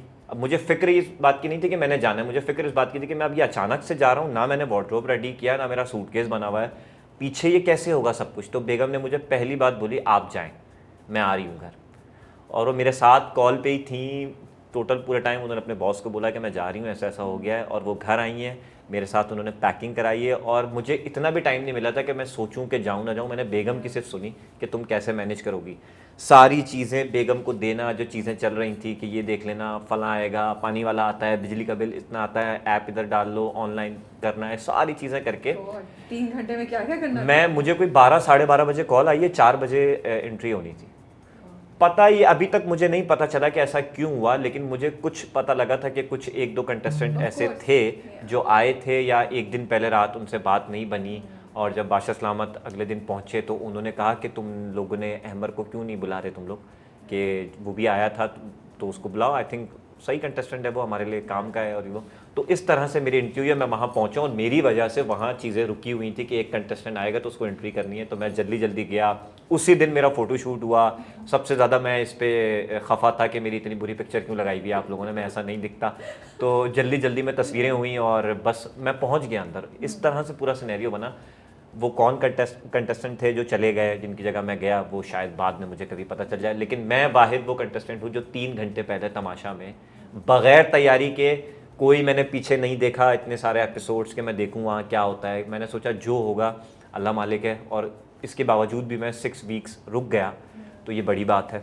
लोगों ने बड़ा क्रिटिक किया, आप कुछ कर नहीं रहे थे, आप ये नहीं कर रहे थे। कर मैं रहा था, मैं जैसा था मैं अपने आप को वैसा प्ले कर रहा था। मैं नहीं हूँ गिबत करने वाला या मैं लड़ाई झगड़े वाला। मैं तो अक्सर कोशिश करता कि दो लोग लड़ रहे हैं तो मैं आराम से बैठ के दोनों को देखूं, और जब वो दोनों ठंडे हो जाए तो उनको समझा दूं कि भाई हो गया तो अब काम करते हैं घर के। तो इस तरह मैं तमाशा में गया हूँ। तो तमाशा में जाने की आपकी मोटिवेशन क्या थी, क्या ऑब्जेक्टिव क्या था? जब पहले भी आपने जब अप्लाई किया या जब आप चाह रहे थे, तो ऑब्जेक्टिव क्या था, क्यों जाना चाह रहे थे आप भाई आप वाली बात जो आपने पूछा था कि बंस रोड के बाद मेरे पास इतना काम नहीं था और मुझे स्क्रीन पे आना था। तो मैंने ये सोचा कि यार स्क्रीन पे तो आऊँगा लेकिन अपना आप वही दिखाऊंगा जो मैं हूँ एज एन एक्टर। और स्क्रीन मिल रही है आपको, एक बड़ी अपॉर्चुनिटी है, बड़ा चैनल है और अदनान सिद्दीकी हैं, रोज़ उनसे मुलाकात होगी। तो क्योंकि एक हफ्ता तो शुरू में आपको समझने में ही लग जाता है कि करना क्या है। सब एक दूसरे से पूछ रहे थे क्या करना होता है, क्या करना है। मैं तो फेक नहीं लड़ सकता, अगला बोल रहा है मैं भी फेक नहीं लड़ सकती। तो मैंने कहा यार आई थिंक हम जब 1-2 हफ्ते रुकेंगे तो हमारे इख्तलाफात बढ़ेंगे। 18 लोग ऐसे जो कोई किसी को नहीं जानता, कभी किसी के साथ ट्रैवल नहीं किया, कभी किसी के साथ रहे नहीं, और टोटल ऑर्गेनिक। मुझे ऐसा लग रहा था जाते वक्त कि रात में शायद मोबाइल दे देंगे और हम थोड़ा सा यूट्यूब करके देख लेंगे या हम बेगम को कॉल करके बता देंगे हम ठीक है। वहाँ जब गए तो वहाँ तो खाने के लाले पड़ गए। वहाँ गेम्स ऐसे मिल रहे हैं, ज़ख्मी हो रहे हैं, उंगलियाँ छिल रही हैं, सरों पे लग रही है। तो कुछ समझ ही नहीं आ रहा था। एक हफ्ते शुरू के 1 हफ्ते अगर आप वापस जाके देखें, नोट करें, तो कोई उस तरह से लड़ाइयाँ नहीं थी, सब एक दूसरे को वेलकम कर रहे थे। लेकिन जब साथ में खाना पीना शुरू किया, लोगों की गलतियाँ नोट करने शुरू की, किसी को समझाने जाओ तो वो आगे से अलग आपको समझा रहा है, तो वहाँ से जो इख्तलाफात बनना शुरू हुए। गेम्स में जब आप जा रहे हो, और कुछ गेम्स ऐसे होते थे कि 5 की टीम है, 2-2 करके निकाल रहे हैं आप, तो वहाँ से इख्तलाफात बढ़ना शुरू हुए। अच्छा, ऑडियंस पता नहीं समझ रही है कि हम सब एक दूसरे के बहुत दुश्मन हो गए हैं, ऐसा कुछ नहीं है। हम सब वहाँ पे अपना गेम खेल रहे थे और अभी भी जो लोग हैं वो वहाँ पे अपना गेम खेल रहे हैं। तो कोई किसी के बारे में जो भी बात कर रहा है या किसी से लड़ाई कर रहा है वो फेक नहीं है, लेकिन वो उस माहौल में रहते हुए वो लड़ाई हो जाती है। आप कुछ, मेरी भी सैफ से बहुत बहस हुई और अभी आने के बाद सबसे ज़्यादा जो मैं नाम सुन रहा हूँ सैफ का, मैं कोई भी बात सैफ के लिए पॉजिटिव कर रहा हूँ तो उसको भी एक अलग नैरेटिव दिया जा रहा है कि हाँ आप तो इसलिए बोल रहे हैं ना, आपने देख लिया सैफ हमारा चीता है और ये है। तो मैंने उनको बड़े पॉजिटिव वे में जवाब दिया। मैंने कहा सैफ मेरा भी दोस्त है, वो बाहर आएगा, मैं उससे मिलूंगा, जो भी ट्रॉफी जीतता है मैं उसको बहुत दिल से वेलकम करूँगा, मैं उसके लिए खुश होऊंगा। तो मोटिवेशन यही थी कि स्क्रीन पे आना है, और अगर ज़्यादा रुक गए, 2 महीने तक रुक गए, तो 2 महीने तक रोज़ रात को आना है, प्लस 14 घंटे 16 घंटे अनकट पे लोग आपको देख रहे हैं। तो बिल्कुल ऐसा ही हुआ। मुझे समझता था कि मैं समझता था कि मैंने ड्रामे किए हैं तो मुझे बड़ा लोग जानते होंगे, लोग जानते थे थोड़ा बहुत मॉल्स वगैरह में जाने में। लेकिन जब मैंने तमाशा किया है तो उसके बाद वही वाली आप वाली बात कि यार इसको कहीं देखा है, तो लोगों ने पिछले प्रोजेक्ट भी निकाल निकाल के मुझे टैग किए कि यार ये तो एक्टर है, हम यही सोच रहे थे कि ये कौन है, ये कहाँ देखा है हमने इसको। तो स्क्रीन चाहिए थी मुझे, और बिल्कुल ज़ाहिर है पैसे भी चाहिए थे। तो यही एक मोटिवेशन थी। आपने अच्छा एक पॉइंट बताया है जो आपको सुन रहे होंगे लोग, और वो चाहे शायद अगले साल के लिए कंसिडर करो, तो ये एक पीओवी अच्छा है कि आप एक जगह पहुंचना चाहते हैं तो ये एक आपका टूल हो सकता है, reach where you want to be. And of course ये बात तो है ना कि अब इंडस्ट्री के सामने भी, लोगों के सामने आपका नाम और चेहरा एक दफ़ा से रिफ्रेश हो गया। ये नहीं कि सामने आए, सामने तो पहले भी आया था, लेकिन रिफ्रेश हो गया and in a different way, right? क्योंकि वो उन्होंने आपको लड़ते हुए भी देखा, बहस करते हुए भी देखा, डांस करते हुए भी देखा, गाना गाते हुए भी देखा, तो वो एक डिफरेंट एस्पेक्ट आपका नजर आ रहा है। क्या पता कहाँ से क्या अपॉर्चुनिटी निकले। बिल्कुल ऐसे ही है, बिल्कुल ऐसे ही है भाई। देखिए ना आप गेस्ट में अभी मैं देख के आया हूँ कि हुमायूं सईद अब शायद आई थिंक आज के एपिसोड में है, फ़ाहद मुस्तफ़ा आए, ताबिश आई, आमना आई। तो आप लोगों से कनेक्ट हो रहे हैं इस शो के ज़रिए, और हमने उनसे जाते वक्त वादे लिए कि हम निकलेंगे तो हम आपसे मिलेंगे। उन कुछ चीज़ें ताबिश ने हमें भेजी अंदर, कुछ शैम्पू भेजे, कुछ रिकमेंड की चीज़ें उन्होंने भेजे। फ़ाहद भाई आए, बड़े अच्छे से उन्होंने सबको वेलकम किया, और क्योंकि मैं कर चुका हूँ बिग बैंग के साथ काम, तो अब मैं कंफर्टेबल होकर बिग बैंग जाऊँगा कि भाई ये नहीं बोलूँगा जाके कि मैंने तमाशा किया, मुझे काम दो। लेकिन एटलीस्ट मेरे करियर में जो एक अच्छा बूस्ट जिसको कहेंगे वो तमाशा सीजन 4 है। पहले हफ्ते जब आप गए, जैसा आप कह रहे हैं कि वो तो आपने एक्सपेक्ट नहीं किया था और आपका तो इतनी जल्दी हुआ, तो एक हफ्ते बाद आपको हुआ यार मैं कहाँ आ गया, I just want to go. हर हफ्ते हुआ, हर हफ्ते होता था, समझ ही नहीं आ रहा था। जब कुछ लोग थे जो देखकर आए थे, और बहुत सारे लोगों ने बोला कि फला सीजन को कॉपी कर रही है ये लड़की, वो उसको कॉपी कर रहा है। अच्छा, मैंने एक वो टोपा पहना हुआ था, तो मैंने वाकई अकील के क्लिप तो देखे थे मैंने, बट मुझे इतना नहीं था, क्योंकि जब हम अंदर गए तो मैं तो कपड़े ही गर्मियों के लेके गया था, पहली बात तो ये हुई। ओह गॉड, फिर वहाँ आप हाफ स्लीव्स में घूम ही नहीं सकते, एसी इतने तेज चल रहे होते हैं, और हमें तो कभी कभी ऐसा लगता था कि हमें सजा के तौर पे एसी बहुत तेज कर दिए जाते हैं। जब बादशाह सलामत नाराज होकर किसी दिन जाएं तो एसी ना कम हो तो हम ये अच्छा टॉर्चर का तरीका। हाँ, और लिटरली एक वीक तो ऐसा था जिसमें हमें राशन नहीं मिल रहा था सही से, और गेम्स हम हार रहे हैं, और माइक लगा हुआ तो हम माइक पे बोल रहे हैं कि ये तो ज्यादती हो रही है हमारे साथ, और ये हो रहा। बहुत सारे लोग ऐसे हो गए थे, ये हमारे कॉन्ट्रैक्ट में नहीं था, और ये वो इस तरह। मैंने कहा देखो, हम एट द एंड तमाशा में ही हैं और कुछ भी हो सकता है। एक एपिसोड में देखा होगा सबने, कॉन्ट्रैक्ट लेके आए हैं बादशाह सलामत, और वो कह रहे हैं कि इसमें सब कुछ लिखा है, आपने साइन किया, तो आपने या तो पढ़ा नहीं, या आपने इस खुशी में बस कि मैं तमाशा में जा रहा हूँ आपने साइन कर दिए। तो एसी तेज़ होना, या दिन में एक बार वॉशरूम जाना, या दिन में एक बार खाना, सारा कुछ गेम का हिस्सा है। लेकिन शुरू के एक हफ्ते में वाकई ये सोच आ रही थी कि यार ये मतलब हम क्या सोच के आए थे, ये क्या हो रहा है। हम तो ये सोच के आए थे मोबाइल भी मिल जाएंगे, हम तो ये सोच के आए थे शायद किताब भी पढ़ने को मिल जाएगी कि हम। लेकिन आपने सुबह उठना है, सुबह उठते ही सबसे पहले तेज़ आवाज़ में गाना चलता है, आपने वहाँ जाके डांस करना है, और फिर उसके बाद आपने जल्दी जल्दी जाके वॉशरूम जाना है, आपने चेंज करना है, प्रेस करनी है, नहाना है। इतनी देर में जिसकी ड्यूटी लगी हुई है खाने की, नाश्ते की, वो नाश्ता बनाएगा, टेबल पे सबको एक साथ बैठ के नाश्ता करना है। और उस नाश्ते से जो लड़ाइयाँ स्टार्ट होती थी, वहाँ से मैं तो पर्सनली ऐसा हो जाता था, अच्छा ये क्या, ये लड़ना भी होता है, इतना लड़ना होता है, मैं तो लड़ ही नहीं सकता। मैं यासीन को एक दिन जाके बोल रहा है, यानी क्या करेंगे, कहाँ आ गए हम तो एज एन एक्टर आए थे सोच के अपनी कुछ परफॉर्मेंस दिखाएंगे, चीज़ें दिखाएंगे। यासीन बोल रहा है, अच्छा यासीन भी फर्स्ट वीक सेकंड वीक बहुत खामोश, वो बोलता है यार मैं तो ये नहीं कर सकता जो मुस्लिम कर रहा है, या मैं ये नहीं कर सकता जो ये अवेश कर रहा है कैमरे के आगे खड़ा होकर, और ये चक्कापन। मैंने कहा कर तो मैं भी नहीं सकता, लेकिन कुछ तो करना पड़ेगा। तो हमने फिर ये डिसाइड किया कि देखो अगर हम थोड़ा ज़्यादा रुकेंगे ना, खुद ब खुद इन्वॉल्वमेंट बन जाएगी, और वो हुई वक्त के साथ साथ। सबसे ज़्यादा नोक जोक जो मेरी रहती थी वो जैनब के साथ रहती थी, क्योंकि जैनब, एक टास्क भी आया था जिसमें मैंने जैनब को कहा था कि तुम्हें ऐसा लगता है कि दुनिया की सारी चीज़ें तुम्हें पता है, और तुम एक अपना मज़ार बना के बैठ जाओ और तुम्हारे पास लोग आते रहे। उससे मेरी बड़ी थी, मैडी से बहुत चीज़ें मेरी होती थी, बहस होती थी। मुस्लिम थोड़ा सा इमेच्योर, जज्बाती है, छोटा है अभी, 23, 24, 25 साल का है, तो मैं उसको हमेशा उसको वो करता रहता था कि तुम बच्चे हो अभी, पता है तुम बच्चे हो। काशिफ भाई के साथ बहुत अच्छा टाइम गुजरा, बहुत ही एक मोतबर इंसान, और उनकी क्या उर्दू थी, और जिस तरह बात करते थे, जिस तरह गाइड करते थे। सारा उमर, क्योंकि सारा उमर से मैं मिल चुका हूँ, एक प्रोजेक्ट उनके साथ कर चुका था, वो खातून बड़ी अच्छी थी। तो 2 वीक्स तो हमें लगे हैं समझने में कि ये गेम है क्या।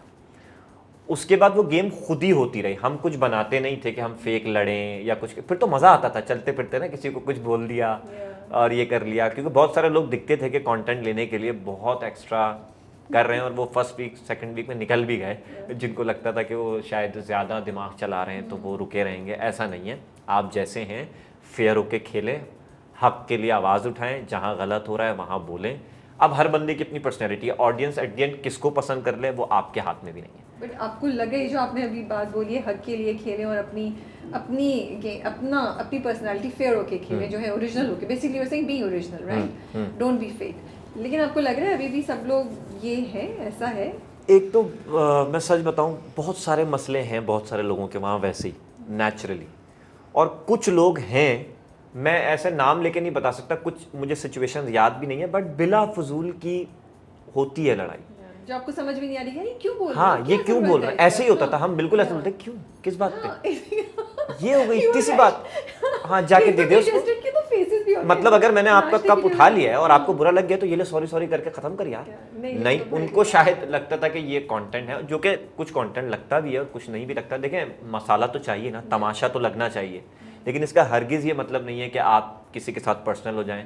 आप उसी घर के सारे मसले मसाइल को डिस्कस करेंगे, किसी की ज़ातियात पे नहीं आएंगे, गाली आप नहीं बकेंगे, फिजिकल आप किसी के साथ नहीं होंगे। बहुत बड़े बड़े फड्डे हुए, मैडी और सैफ का फड्डा हुआ जब फर्स्ट या सेकंड वीक में, तो दोनों ने अपने हाथ ऐसे पीछे पकड़े हुए थे कि अगर हम जज्बात में खुदा न खास्ता हमें धक्का दे दिया या कुछ ऐसा हो गया तो आप डायरेक्ट बाहर जाएंगे, डिस्क्वालीफाई हो जाएंगे आप। और फिर पब्लिक रिएक्शन भी तो बहुत, पब्लिक भी फिर देख रही है ना कैसा बोल रहे हैं आप। जब आप लड़ाई कर रहे हैं तो कितना रिस्पेक्ट का एलिमेंट आपके पास है उस लड़ाई में, कितना आप उसको इस्तेमाल कर रहे हैं। वरना बहुत सारे ऐसे लोग हैं जिन्होंने अजीब अजीब ज़बानें इस्तेमाल की।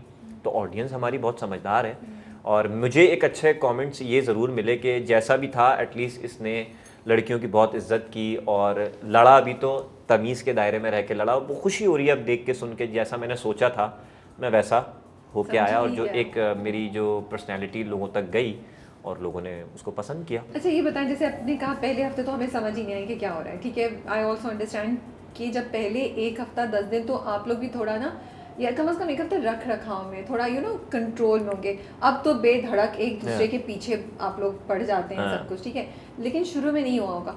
तो क्या पहली एलिमिनेशन जब हुई तब ये रियलाइजेशन हुई कि अच्छा भाई अब ये रख रखाव साइड पे करो, या what was that one point जब आपको लगा कि ये तमाशा घर में चेंज, क्योंकि हम तो एक डिफरेंट पॉइंट ऑफ व्यू से देख रहे हैं ना, और हम तो 1.5 घंटे वाला 1 घंटे वाला देखते हैं, ठीक है, तो अनकट मैं तो नहीं देखती हूँ, लेकिन आप तो अंदर थे, तो आप अगर बताना चाहें कि किस पॉइंट पे आपको लगा कि तब ये चेंज हुआ अंदर? पहली एलिमिनेशन पे ही लगा, कायद की पहली एलिमिनेशन हुई, बिकॉज तब तक आप लोग सीरियसली इतना ले नहीं रहे होंगे ना, तब पता चला ओ। और बादशाह सलामत ने पूछा भी क्या लगता है कि इनकी एलिमिनेशन क्यों हुई होगी, सबसे पूछा, सबने बारी बारी बताया था, जैसे ही बताया था, तो वो वाकई घर के मामलात में कुछ नहीं बोले, स्क्रीन उन्होंने नहीं ली। मतलब एक बंदा है जो नहाता है, सुबह नाश्ता करता है, ना नाश्ते के टेबल पे किसी से बात कर रहा है, और सीधा जाके वहाँ चेयर पे बैठ जाता है टांग फैला के, और 6-6 घंटे 5-5 घंटे वहाँ बैठा हुआ है, और कोई आ रहा है तो उससे बात कर रहा है, बाकी जवाब दे रहा है। काशिफ भाई की 4 जोक्स पे वो हंस रहा है। आपको पता है काशिफ भाई ने कार्ड वाले गेम में सिर्फ कार्ड कायद को इसलिए दिए थे कि मैंने पूछा काशिफ भाई क्यों, यार वो मेरे 4 जोक पे हंसता भी तो है। मैंने कहा ये तो कोई लॉजिक नहीं हुई ना, ये आपने क्या रीज़न दिया, मतलब कि मैं आपके 4 में से 2 जोक पे नहीं हंसा तो आप मुझे कार्ड नहीं देंगे अगर मैं आपसे मांगने आया हूँ ऐसे। तो बोले यार हंस तो रहा था ना यार, वो हंस तो रहा था। तो कायद ने स्क्रीन कम ली, ऑडियंस शायद उस एक हफ्ते में बाकी लोगों को थोड़ा समझ चुकी थी कि किसका कैसा मिजाज है। हम तो 2 हफ्ते में सबको समझ में आ गया था मैं कि बाकी सब कैसे हैं। तो ऑडियंस ने भी एक हफ्ता ऑडियंस ने भी लिया ना, तो कायद ने उस एक हफ्ते में भी कुछ नहीं किया। आपको नहीं पता कि आप जो कर रहे हैं पता नहीं ऑडियंस को समझ में आएगा या नहीं आएगा। ओवेस है, ओवेस अच्छा एंटरटेन कर रहा था हमें घर में, जीतो पाकिस्तान का सेगमेंट लगाता था वो, और ब्रेक और आउटफिट वाला करता था, तो हमें लगता था यार ओवेस तो फाइनलिस्ट है, इसको बहुत पसंद किया जा रहा होगा। लेकिन अवेस 3rd वीक में बाहर आ गया। तो उस वक्त हम अवेस के जाने पे मैं नहीं था, मैं क्योंकि फादर का इंसिडेंट हुआ था तो मैं बाहर था। जब मैं आया, आने से एक रात पहले मैंने देखा, मैं संडे को आया हूँ तो सैटरडे को मुझे पता लगा अवेस निकल गया। मैंने कहा ये क्या हो रहा है। तो जब मैं घर गया, मैंने घर जाकर डिस्कस किया सबसे कि भाई अवेस कैसे निकल गया। तो बोल रहे भाई ये तो कुछ समझ ही नहीं आ रहा, कोई भी निकल सकता है, ऑडियंस को क्या अब सब मेरे पीछे पड़े, तू क्या देख के आया, तू बता तू कुछ देख के आया। बहुत सारी ऐसी चीज़ें मैंने उनको बताई भी, गाइड की। मैंने कहा देखो करना पड़ेगा, जो अब करा है ना 3 हफ्ते किया है, अब थोड़ा डिफरेंट करो, वेरिएशंस देनी है। देखिए कंटेंट तो देना है ना एट द एंड आपने, चाहे आपकी मर्जी, आप फेक दे दें समझ में आ जाएंगे आप फेक हैं, या आप घर के मामलात में बोलें, आप गेम्स में आगे आगे खेलें, कमेंट्स करें, कमेंट्री करें, इंजॉयमेंट करें। तो आप इंजॉय करेंगे तो ऑडियंस खुद ब खुद इंजॉय करेगी आपको। तो हर कैरेक्टर को पकड़ा हुआ है ना ऑडियंस ने। मतलब मैं आया हूँ तो सबसे ज़्यादा जो मुझे बुराइयाँ सुनने को मिली वो ज़ैनब राजा की मिली, जबकि मैं घर में ज़ैनब राजा को बहुत अच्छा समझ रहा था कि यार बंदी जैसी भी है थोड़ी ज़बान की लड़ाई में ख़राब हो जाती है, लेकिन बहुत अच्छे मशवरे देती है, इसकी ऑब्जर्वेशन है। और एक दिन जाके होके भी आ गई है वापस, सारे एपिसोड देख के आ गई है बकौल उसके, तो फिर तो और बेहतर तरीके से वो गेम को समझी। तो ऑडियंस आपके कैरेक्टर को किस तरह पसंद कर रही है आप अंदर रह के पता ही नहीं कर सकते। तो जितना आप अब देखें ना, मुस्लिम को लोग बोल रहे हैं, इवन के घर के अंदर लोग बोल रहे हैं अरे उचक्का है, अरे ये, लेकिन आप देखें वो गेम्स में कितना 100% देता है, वो घर के मामलात में कितना 100% बोलता है, जहाँ गलत हो रहा हो वो बोलता है। तो मेरी दोस्ती मुस्लिम से इसी वजह से हुई कि वो मेरे एरिया में भी रहता है और हमारा इंट्रोडक्शन हुआ बड़ा अच्छा। तो मैंने कहा था मैं तुमसे लाजमी मिलूंगा बाहर आकर, सिर्फ इस वजह से मिलूंगा कि तुम्हारा जो पैशन है ना, और ट्रॉफ़ी जो रोज़ तुम हमें बताते हो कि ट्रॉफ़ी तुम्हें जीतनी है, प्लस तुम सेकंड टाइम अब जो है ना वज़ीर बनने के भी चक्कर में हो, तो तुम्हारा पैशन है। और मैं ऐसे लोगों से ज़रूर रब्ता रखना चाहूँगा जिनके अंदर इतना पैशन है फील्ड को लेके। और मुस्लिम अपने मुंह से कहता था कि मेरे लिए जो कुछ है अभी राइट नाउ यही शो है, मैं मिल लूँगा घर वालों को पता है कि मैं क्या सोच के आया था। तो एट द एंड बाहर आया तो ऑडियंस को देखा मैंने, तो सब ऑडियंस कह रही है कि मुस्लिम ये है, मुस्लिम वो है, लेकिन मुस्लिम अंदर गेम अच्छे खेल रहा है, मुस्लिम जीत रहा है, और मुस्लिम मुझे पर्सनली टॉप 5 में दिख रहा है। उसके बाद उसकी वोटिंग हो जाएगी, वो बाहर जाए, लेकिन उसने अपना 100% दिया और अच्छा लड़का है मुस्लिम। आपने जब निकलते साथ इंटरव्यू दिया उसमें आपने ये बात कही, और अभी भी जो आपने बात कही है कि जो मुझे बहुत हिट की थी, कि आपने कहा कि मुझे नहीं पता था कि सैफ का ये इम्प्रेशन है। जब मैं बाहर आया तो तो लोगों को तो लोग सैफ को एक डिफरेंट व्यू से देख रहे हैं, हम सैफ को अंदर एक डिफरेंट तरीके से जानते हैं क्योंकि आप उसके साथ रह रहे हैं। ज़ैनब के बारे में भी आपने अभी यही बात बोली। What I want to know is कि यू फील कि जिस तरीके से वो जो 1.5 घंटे की एडिट होती है, is that playing a role कि लोग किस तरीके से परसीव करें कंटेस्टेंट्स को, या ये ऑडियंस के ऊपर ज़्यादा है? क्योंकि अनकट सब तो नहीं देख रहे होंगे, there is a percentage which is uncut वो लोग देख रहे हैं ज़्यादातर, वो लोग ज़्यादातर देख रहे हैं। कुछ लोग मिले जो देख रहे हैं, नॉर्मल ऑडियंस भी, लेकिन वो लोग ज़्यादा देख रहे हैं जिनको क्लिप्स निकालने हैं, मीम्स बनाने हैं और फुटेजेस चाहिए, तो वो लोग तो देख रहे हैं। वो फैंडम ज़्यादा हो जाएगा। एग्जैक्टली। मतलब मैं खुद हैरान हो रहा था आके कि मैं अनकट पे तो इतना सारा आ रहा हूँ, एपिसोड में मैं क्यों नहीं आया? ठीक है, तो वो अनकट पे जितनी भी मुझे वीडियोस टैग कर रहे थे वो सारा अनकट से ही उठा रहे थे। अच्छा, सैफ वाला जो मैंने जो बात की थी वो ये थी कि शुरू के first second third week 3 weeks Saif की ना बहुत लड़ाइयाँ हो रही थी घर में, और लड़कियों से ज़्यादा हो रही थी। तो अब मैं इन 3-4 दिन में थोड़ा और मैंने जब दिमाग लगाया तो घर के अंदर हमें सैफ बहुत नेगेटिव लगने लगा यार, कि मतलब ये तो कोई बात नहीं हुई कि आप कोई भी बात और चीख के किसी लड़की को आप चुप करा दो, और जिस पे मैडी का भी बड़ा फड्डा हुआ था। तो पर्सनली सैफ से ऐसा कुछ नहीं था कि यार इसको हमें बुरा बनाना है, घर के अंदर बोलना ये बहुत बुरा है। हम सैफ को ये समझाते हैं कि यार ठीक है, लड़ो, सबसे लड़ो, लेकिन तुम एकदम से लड़की की एक रिस्पेक्ट वाला जो होता है ना एलिमेंट, अच्छा उसको समझ में भी आती थी बाद में।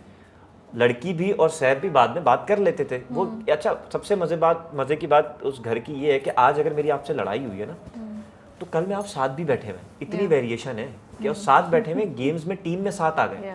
कुछ टीम्स ऐसी बनी थी 1-2 बार कि सैफ और मेरी बहस थी, बहुत खतरनाक एक बहस हुई थी, आई डोंट नो वो लगी थी नहीं लगी थी, और अगले दिन सैफ मेरी टीम में था, तो मैं सैफ से बात करनी है मुझे। तो सैफ का इंप्रेशन घर के अंदर ये आ गया था कि यार ये तो बस आया ही इसीलिए है कि औरतों पे चीखता रहे और इस तरह करते रहे। और बीच में जब मैं बाहर निकला तो मैंने देखा ओ सैफ को तो अलग से स्लोमो बना के जो है ना वो किया। देखें, वो भी ऑडियंस की ही चॉइस है ना, वो उसको किस तरह देखना है। लेकिन एक इशारा लोगों ने मुझे ऐसा कहा कमेंट कर करके कि सैफ ने जो है अपनी पीआर चलवाई हुई है और ये किया हुआ है वो किया हुआ। तो मैंने एक बंदे को रिप्लाई दिया था, मैंने कहा था देखें अगर उसने पीआर भी चलवाई हुई है तो कोई हर्ज नहीं है, अगर उसने चलवाई भी, मुझे भी चलवा लेनी चाहिए थी और लोगों को भी चलवा लेनी चाहिए थी। लेकिन ये सोशल मीडिया है, तमाशा घर नहीं लगा हुआ यहाँ पे, तमाशा घर वहाँ लगा हुआ है, फैसले वहाँ हो रहे हैं। सैफ गेम हारेगा तो वोटिंग में उसको हेल्प मिले ना मिले आप कुछ नहीं कह सकते, क्योंकि लोगों ने यहाँ तक कहा कि फेक अकाउंट्स बने हुए। मैंने कहा ठीक है, वो फेक अकाउंट तो बना हुआ है, वो फेक अकाउंट वोट तो नहीं कर सकता ना। तो वोटिंग जो कर रहे हैं वो हमारे 1.5 घंटे वाले जो लोग हैं वो वहाँ देख रहे हैं, वो ज्यादा परसेंटेज उसकी है। एग्जैक्टली। कोई भी बैठ के 14-14 घंटे बिल्कुल नहीं देख रहा टाइम लगा के, बीच से वो उठ भी जाएगा, उसको अपने घर के भी काम करने अगर वो देख भी रहा है। तो वो जो एपिसोड्स देख रहे हैं लोग, और वहाँ पे अगर सैफ को पसंद किया जा रहा है या मैडी को पसंद किया जा रहा है, तो मेरे हिसाब से वो आई थिंक सही है, ऑर्गेनिक है। और अगर पीआर करवा रहा है कोई, अपनी पोस्टर लगवा रहा है, तो भाई ये तो कोई नई बात तो नहीं है। मेरे भी कुछ ड्रामे आए थे, मैंने भी लगवाई थी बीच में, तो आई थिंक सही है। बट ऑल्सो इट्स क्लियर कि the way the episode is being edited it plays a role. ये आप शायद नहीं कहना चाहें, मैं कह देती हूँ, but of course you know because वो इम्पैक्ट कर रहा है ऑडियंसेस के माइंडसेट को ना। अच्छा देखें, अगर क्योंकि ये देखें, आप तो अंदर रहकर और बाहर आए ना, और अभी बाकी ऑडियंसेस भी, बाकी कंटेस्टेंट्स भी जब आएंगे तो मोरलेस वो भी यही बातें बोलेंगे। जब वो बाहर आएंगे तो उन्हें तो जैसे आपको आई एम श्योर कुछ चीज़ें देखिए बड़ा शौक लगा होगा, अच्छा यार इसको तो हमने ऐसे सोचा ही नहीं था, लोग ये बात बोल रहे हैं, ऑडियंस ये सोच रही है, और इस वाक़ये पे इतना ज़्यादा रिएक्शन हुआ, आप लोगों को तो कुछ पता ही नहीं है, राइट। तो जो हमें दिखाया जा रहा है ऑडियंसेस को, हम तो उस पर रिएक्ट करेंगे। तो वो फिर डिपेंड करता है। So the way the episode is being edited and presented, that's also playing a big role in how every contestant is being viewed. अच्छा, उसमें भी मैं इसको इस तरह लेता हूँ कि एपिसोड में 1.5 घंटे में वही लगेगा जो सबसे ज़्यादा इंटरेस्टिंग होगा। That's also true. अगर मैं तमाशा का ओनर हूँ और मैंने 18 लोगों को वहाँ जमा किया है और मुझे जहाँ से इंटरटेनमेंट मिलेगी, जहाँ से मसाला मिलेगा, तो मैं पूरी कोशिश करूँगा मैं एडिट करके वही लगवाऊँ। तो इसका मतलब है कि सैफ एंटरटेन कर रहा था, बिल्कुल, है कि नहीं? तो ये सीधी सी लॉजिक है। और पता है मैं अभी ये भी बात कर रहा हूँ ना, और कल ये चलेगा और क्लिप लोग देखेंगे तो लोग मुझे यही बोलेंगे देखो कितना सैफ कर रहा है सैफ के नाम पे। यार मैं क्यों ना करूँ सैफ, या मैं क्यों ना करूँ मैडी, जो अच्छा अंदर है, जो खेल रहा है अच्छा, जो अच्छा बोल रहा है, जो अच्छी लड़ाई लड़ रहा है तो मैं अंदर भी बोल रहा था उसके लिए, बाहर भी मैं उसके लिए बोलूँगा। वैसे भी मुझे लगता है एमर ये हमारी एक हेल्दी कॉन्वर्सेशन है, it's not that we are taking a judgment call. ये जहन में मेरे बात आई थी, मैंने आपसे बात की, आपने मुझे एक और पॉइंट ऑफ व्यू दिया कि नहीं राबिया, वो भी तो वही तो चूज़ करेंगे जो उनको लगेगा कि भाई बिक रहा है, एग्जैक्टली, विच इज़ ट्रू। मतलब यहाँ पे तो आप आए इंटरटेन करने के लिए ना, तो जो ज़्यादा इंटरटेन करेगा, इनफैक्ट जो लोग हमारी कॉन्वर्सेशन सुन रहे हैं and they might get a chance to get into Tamasha next year और इन द कमिंग ईयर्स, उनके लिए तो हम बहुत अच्छी गाइडलाइंस दे रहे हैं बिल्कुल ऐसे ही कि है। आपको कैसे फाइट करना है। आप जितना मसाला दे सकते हैं, जितनी अच्छी इंटरटेनमेंट दे सकते हैं उन रूल्स में रहते हुए, तो आपके लिए ट्रॉफी दूर नहीं है, आप कमा सकते हैं trophy. Coming to the time जब आप निकले, because your father passed away, तो हम उस पर बात कर सकते हैं थोड़ा सा? बिल्कुल बिल्कुल बिल्कुल। आपको कब बताया, आपको कैसे पता चला? क्या वो बीमार थे पहले से? हाँ, बीमार ऐसे थे कि उनको 1 मंथ पहले से सांस का इशू आना शुरू हो गया था और उनका न्यूरो का मसला था, फालिज का भी इशू था, तो बेड पे थे बट सेंसेस में थे, बात करते थे इशारों में भी, वैसे भी खाना पीना सही चल रहा था। तो जब उनकी डेथ हुई उससे 1 महीना पहले ये सांस का इशू उनको शुरू हुआ था। बीच में हॉस्पिटलाइज हुए थे और मैं तमाशा घर में था, मगर वो 2 दिन में घर आ गए थे और अच्छे हो गए थे। तो इस वजह से परेशानी की बात नहीं टीम थी। को पता था, लेकिन टीम ने इस वजह से नहीं बताया कि आप घर आ गए। टीम ने पूछा, परमिशन लेके कहा मेरी वाइफ से कि आप चाहती हैं हम बता दें, अगर घर आ गए ठीक है तो उसको खेलने दे अंदर, वो खेल रहा है। तो मेरी वाइफ ने कहा कि अब ठीक है वो, इट्स ओके, नहीं बताएं। देन 1 दिन गुजरा, उसके बाद अगले दिन जो उनको सुबह एक और सांस का जो अटैक आया और विद इन 10 मिनट्स वो चले गए। उसके बाद फिर वाइफ ने जब यहाँ पे कांटेक्ट किया, और क्योंकि फादर मेरे यहाँ नहीं थे, पंजाब थे, तो जब वाइफ को पता लगा, वो भी जॉब पे थी, उन्होंने फिर यहाँ पे कांटेक्ट करके बोला और अनाउंसमेंट पे मुझे बुलाया गया। वो काफ़ी क्लिप्स उसके लगे हुए भी हैं। अच्छा, होता ये था कि स्टोर रूम में हमेशा जब बुलाया जाता था कि कोई आपकी चीज़ आई हुई है घर से, या आपको कुछ चीज़ ऐसी उठानी है, या आपकी बैटरीज जो है वो चली गई हैं, तो बुलाते थे। तो उस वक्त सिर्फ अनाउंसमेंट ये हुई कि अहमर आप स्टोर रूम में आइए, और मैं गया स्टोर रूम में। ये इससे पहले भी मैं स्टोर रूम में गया हूँ कुछ टेक्निकल चीज़ों की वजह से। तो मैं जब गया हूँ तो डायरेक्ट दरवाज़ा बाहर का खुला हुआ था, अक्सर खुलता नहीं है वो दरवाज़ा कि कोई, मैंने उस दिन 19वां बंदा कह ले देखा है, 20वां बंदा, कि कोई बाहर का बंदा पहली बार मैंने देखा और उसने मेरा हाथ पकड़ा और वो बाहर लेके। और आपको कोई आइडिया नहीं था कुछ? आपको मुझे कोई आइडिया नहीं था, मुझे लगा कि कोई बहुत बड़ा टास्क देने वाले हैं मुझे। लेकिन जैसे जैसे मैं बाहर और जाता रहा और उस बंदे ने मुझे कुछ नहीं बोला, और वो वहाँ का वर्कर था, उसने कहा आप चले चले, और मुझे जाके रूम में बिठाया।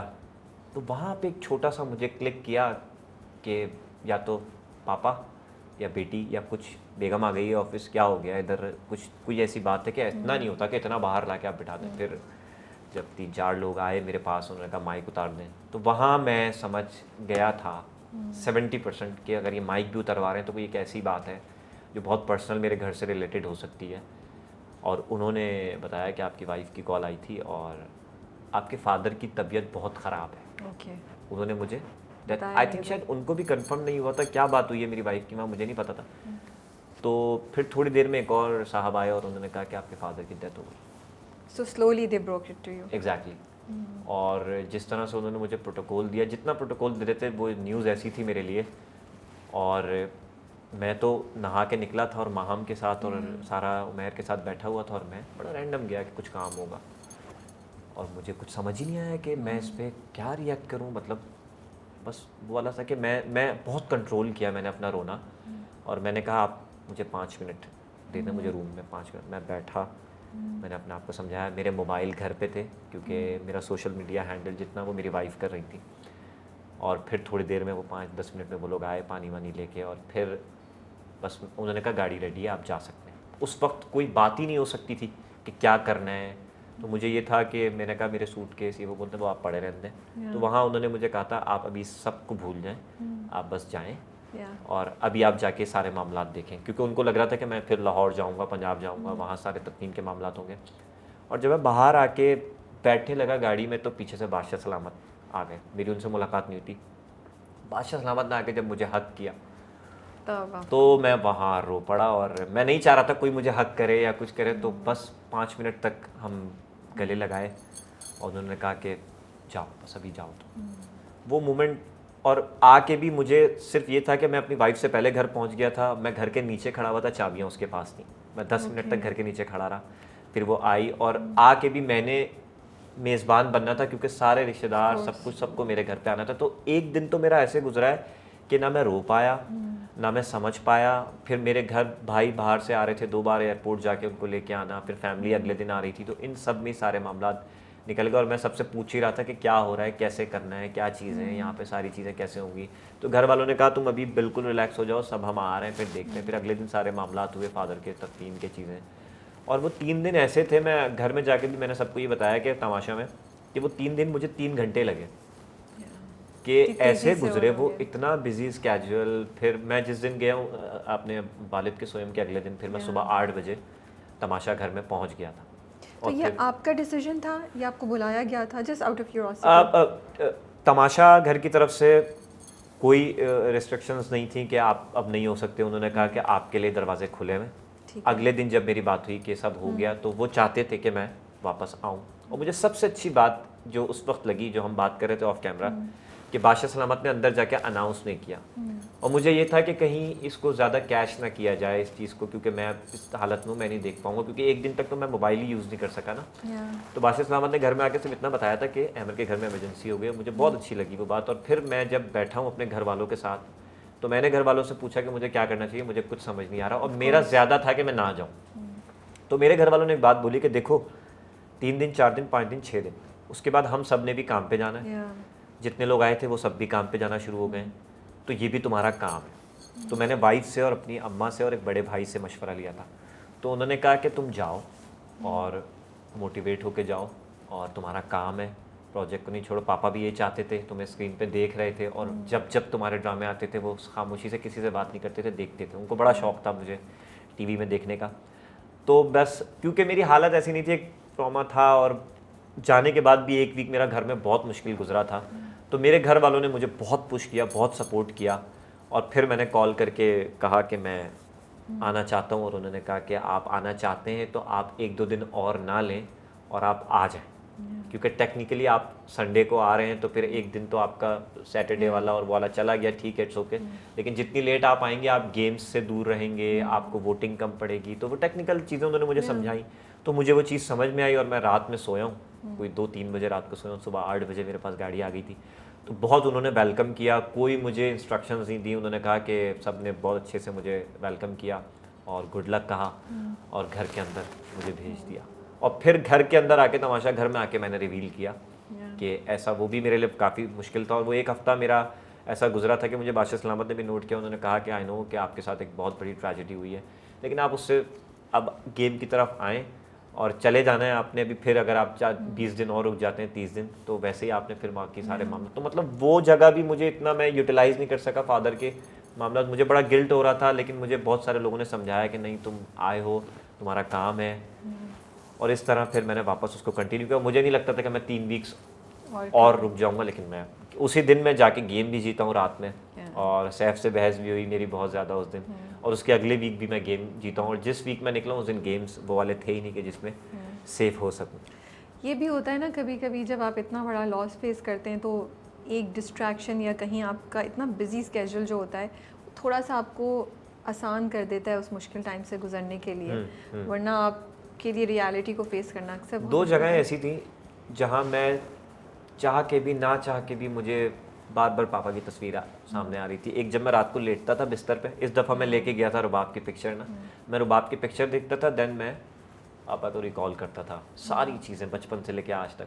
और एक जगह जैसी वॉशरूम जाऊँ, वॉश बेसन खोलूँ, क्योंकि वहाँ भी कोई नहीं होता था, वहाँ कैमरे नहीं होते थे वॉशरूम में, तो वो आपको एक तन्हा रहने का टाइम मिल जाता है वहाँ पे भी। तो इन 2 जगह पे मुझे बहुत प्रॉब्लम्स होती थी। लेकिन फिर मैं जब सुबह उठता था, मैं पूरी कोशिश करता कि अपना 100%। अच्छा, मुझे बात करते हुए भी ये होता था कि यार अगर मैं अभी इस वक्त हंसी मजाक की कोई बात कर लूँ, कोई जोक कर लूँ, तो ऑडियंस मेरे बारे में क्या सोचेगी कि अभी ये आया है, और फिर इसके फादर को देखो ये इतना ऐसा है वैसा है, लोग तो कुछ भी कह सकते हैं। तो ये एक खौफ भी था।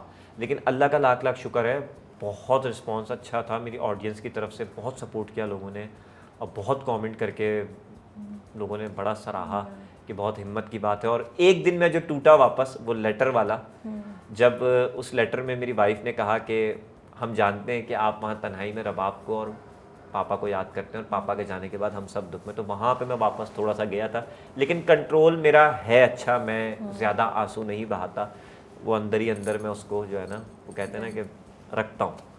तो मुश्किल हुई, लेकिन ये जर्नी मुझे तमाशा की इस वजह से भी ज़िंदगी भर याद रही। एंड यू आर राइट, बहुत बहुत चैलेंजिंग होगा, क्योंकि आप ना सिर्फ अपने इंटरनल एक जो ग्रीफ है उससे डील करें, आपको ये भी सोचना पड़ रहा है, which is a natural thought कि यार अगर मैं हंस गया तो लोग क्या सोचेंगे, क्या। बिल्कुल ऐसे। हालांकि एंड कभी कभी ऑडियंस अनफॉरगिविंग हो जाती है, तो बट आपने बहुत बहादुरी से उस सारे टाइम को पास किया। एंड माशाल्लाह से हिम्मत है, यू नो। यही होता है ना, कुछ चीज़ें, कुछ एक्शंस ऐसे होते हैं जो हम रियलाइज़ नहीं करते, लेकिन एक्चुअली वो बड़े स्ट्रेंथ के एक्शंस होते हैं। और वो जो गुजर रहा होता है इंसान, उसी को पता होता है कि यार ये अगला 1 घंटा भी शायद इस वक्त मेरे लिए मुश्किल है, क्योंकि मुझे, मैं एक सोच, अगले 4 शायद आसान हो, लेकिन ये 1 घंटा मुश्किल है, लेकिन किसी को पता नहीं है। हाँ, तो I want to appreciate that. दिमाग में बार बार आता था कि ये टाइम गुजर क्यों नहीं रहा है, बादशाह सलामत कब आएंगे, मैं गेम्स में कब जाऊंगा, क्योंकि वाहिद एक गेम जगह होती थी जहाँ पे आप बहुत ज़्यादा मेंटली फिजिकली बिजी हो जाते थे और सारी चीज़ें आपके दिमाग से निकल जाती थी। 1 घंटे के भी गेम आते थे, 2 घंटे 3 घंटे वाले गेम भी आते थे, तो वहाँ पे मैं काफ़ी रिलैक्स हो जाता था। एक हेल्दी एक्टिविटी जब आप करते हैं ना, और फिर उसके बाद आके हमें खाना खाना होता तो सो जाना होता था, तो उससे भी काफ़ी सपोर्ट मिलती थी। लेकिन वाकई जब मैं अब सोचता हूँ ना कि मेरे साथ क्या क्या हुआ फर्स्ट डे से लेके, और मैं वापस आया और वो 3 दिन गुजार के मैं वापस गया, और फिर कुछ इतनी प्यारी प्यारी रील्स लोगों ने बनाई हैं और मुझे टैग की कोलैबोरेशन में, तो मुझे देख के दिल खुश हुआ कि नहीं यार मेरा सही फैसला था, और मेरे बाबा जहाँ होंगे वो खुश होंगे ये देख के कि मैंने अपने काम को कॉम्प्रोमाइज़ नहीं किया किसी भी सूरत में। और वो चाहते थे कभी भी, वो मैंने अपने अब्बा को हमेशा 9 to 5 जॉब करते हुए देखा है, 2 जॉब ही की हैं उन्होंने, कि रात में 10 बजे 11 बजे भी कभी उनके माथे पे शिकन नहीं देखी कि वो थक गए, कि अगर पूरा घर सो गया, दूध नहीं आया रात का, तो वो ऑफिस से आने के बाद भी वापस दूध लेने जाते थे। तो वो माहौल मैंने हमेशा से घर में अब्बा का देखा है, तो उसी चीज़ ने मुझे भी मोटिवेट किया और मेरे घर वालों ने भी मोटिवेट किया, जिसकी वजह से मैं वापस गया और 3 हफ्ते और गुजारे। चले हम आते हैं तमाशा की तरफ वापस, और अब कुछ तमाशा के बारे में बात करते हैं। तो ये बताएं सबसे पहले, कौन है जो वो नहीं है जो ऑडियंस से समझ रही है? कौन है जो वो नहीं है जो ऑडियंस समझ रही है? अच्छा, मैं अब आप देखिए साइड की गली से नहीं निकल सकते, नहीं, अब जवाब देने पड़ेंगे। अच्छा, मैंने एक ही कंटेस्टेंट के बारे में बात करूंगा, और मैंने घर के अंदर भी की, उसके क्लिप्स भी लगे हुए। मुझे ऐसा लगता है मैं जो सबसे ज़्यादा कंफ्यूज रहा उधर मलाइका को लेकर रहा। ओके। क्योंकि मलाइका की बहुत सारी कहानियां हैं वहाँ, कहानी सुनाई तो दानिया ने है, लेकिन है कहानियां असल जो है ना वो मलाइका की है। और बड़े पॉजिटिव वे में बात कर रहा हूँ कि जब वो पहले दिन आई थी तो उन्होंने अपनी एक स्टोरी पूरी बताई थी, मैं उसको ज़्यादा नहीं डिस्कस करूँगा, लेकिन उन्होंने कुछ चीज़ें ऐसी बताई थी कि जैसे ज़िंदगी में उन्होंने बहुत स्ट्रगल किया है, जो कि किया भी होगा आई थिंक, और उनका ये रिश्ता है, फला ये है वो है, और वो डे बाय डे उसी कहानी में मज़ीद इम्प्रोवाइज़ करके बहुत सारी चीज़ें ले आती हैं, आज भी ला रही होंगी यकीनन। तो हम सब बैठ के, और सबसे ज़्यादा फिक्र इस बात की ज़ैनब को होती थी कि वो मुझसे डिस्कस करती, देखो कल तो उसने ये बोला कि वो इतने साल की है, आज वो सबके सामने कह रही है वो इतने साल की है, तो मैंने उससे बोला कि वो इतने साल की, बोले वो तो मैंने ऐसे कह दिया, कोई ऐसे कैसे कहता है। और कितनी अच्छी एक्टिंग कर रहे हैं। हाँ, तो मैं, वो ज़ैनब बैठी टांग पे टांग फैला के, मैं बता रही हूँ, मैं बता रही हूँ ये कुछ गड़बड़ है, कुछ गड़बड़। तो मैं उसको थोड़े, आप 3 बैठे होते थे, मुस्लिम बैठे थे, तो अब हाँ, तो वो एक बात हो गई कि मैं गवर्नमेंट स्कूल से पढ़ी हूँ। अच्छा, हमने एक पॉइंट उसका ये पकड़ा कि 20 रुपए फीस होती थी, बिल्कुल होती थी 20 रुपए फीस, लेकिन वो डिस्कशन हो जाए किस एयर में होती थी।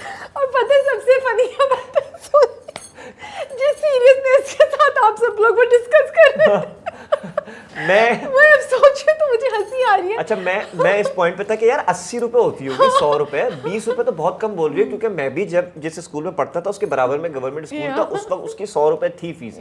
और अगर आप कहती हैं कि आप 21 साल की हैं, तो आप कितने साल पहले स्कूल थी? अभी कुछ अर्से पहले स्कूल में थी आप, 5 साल पहले, तो 5 साल पहले तो 20 रुपए नहीं थी, या तो फ्री होगी या तो 100-150 रुपए होगी। तो उस पर वो बहस चलना।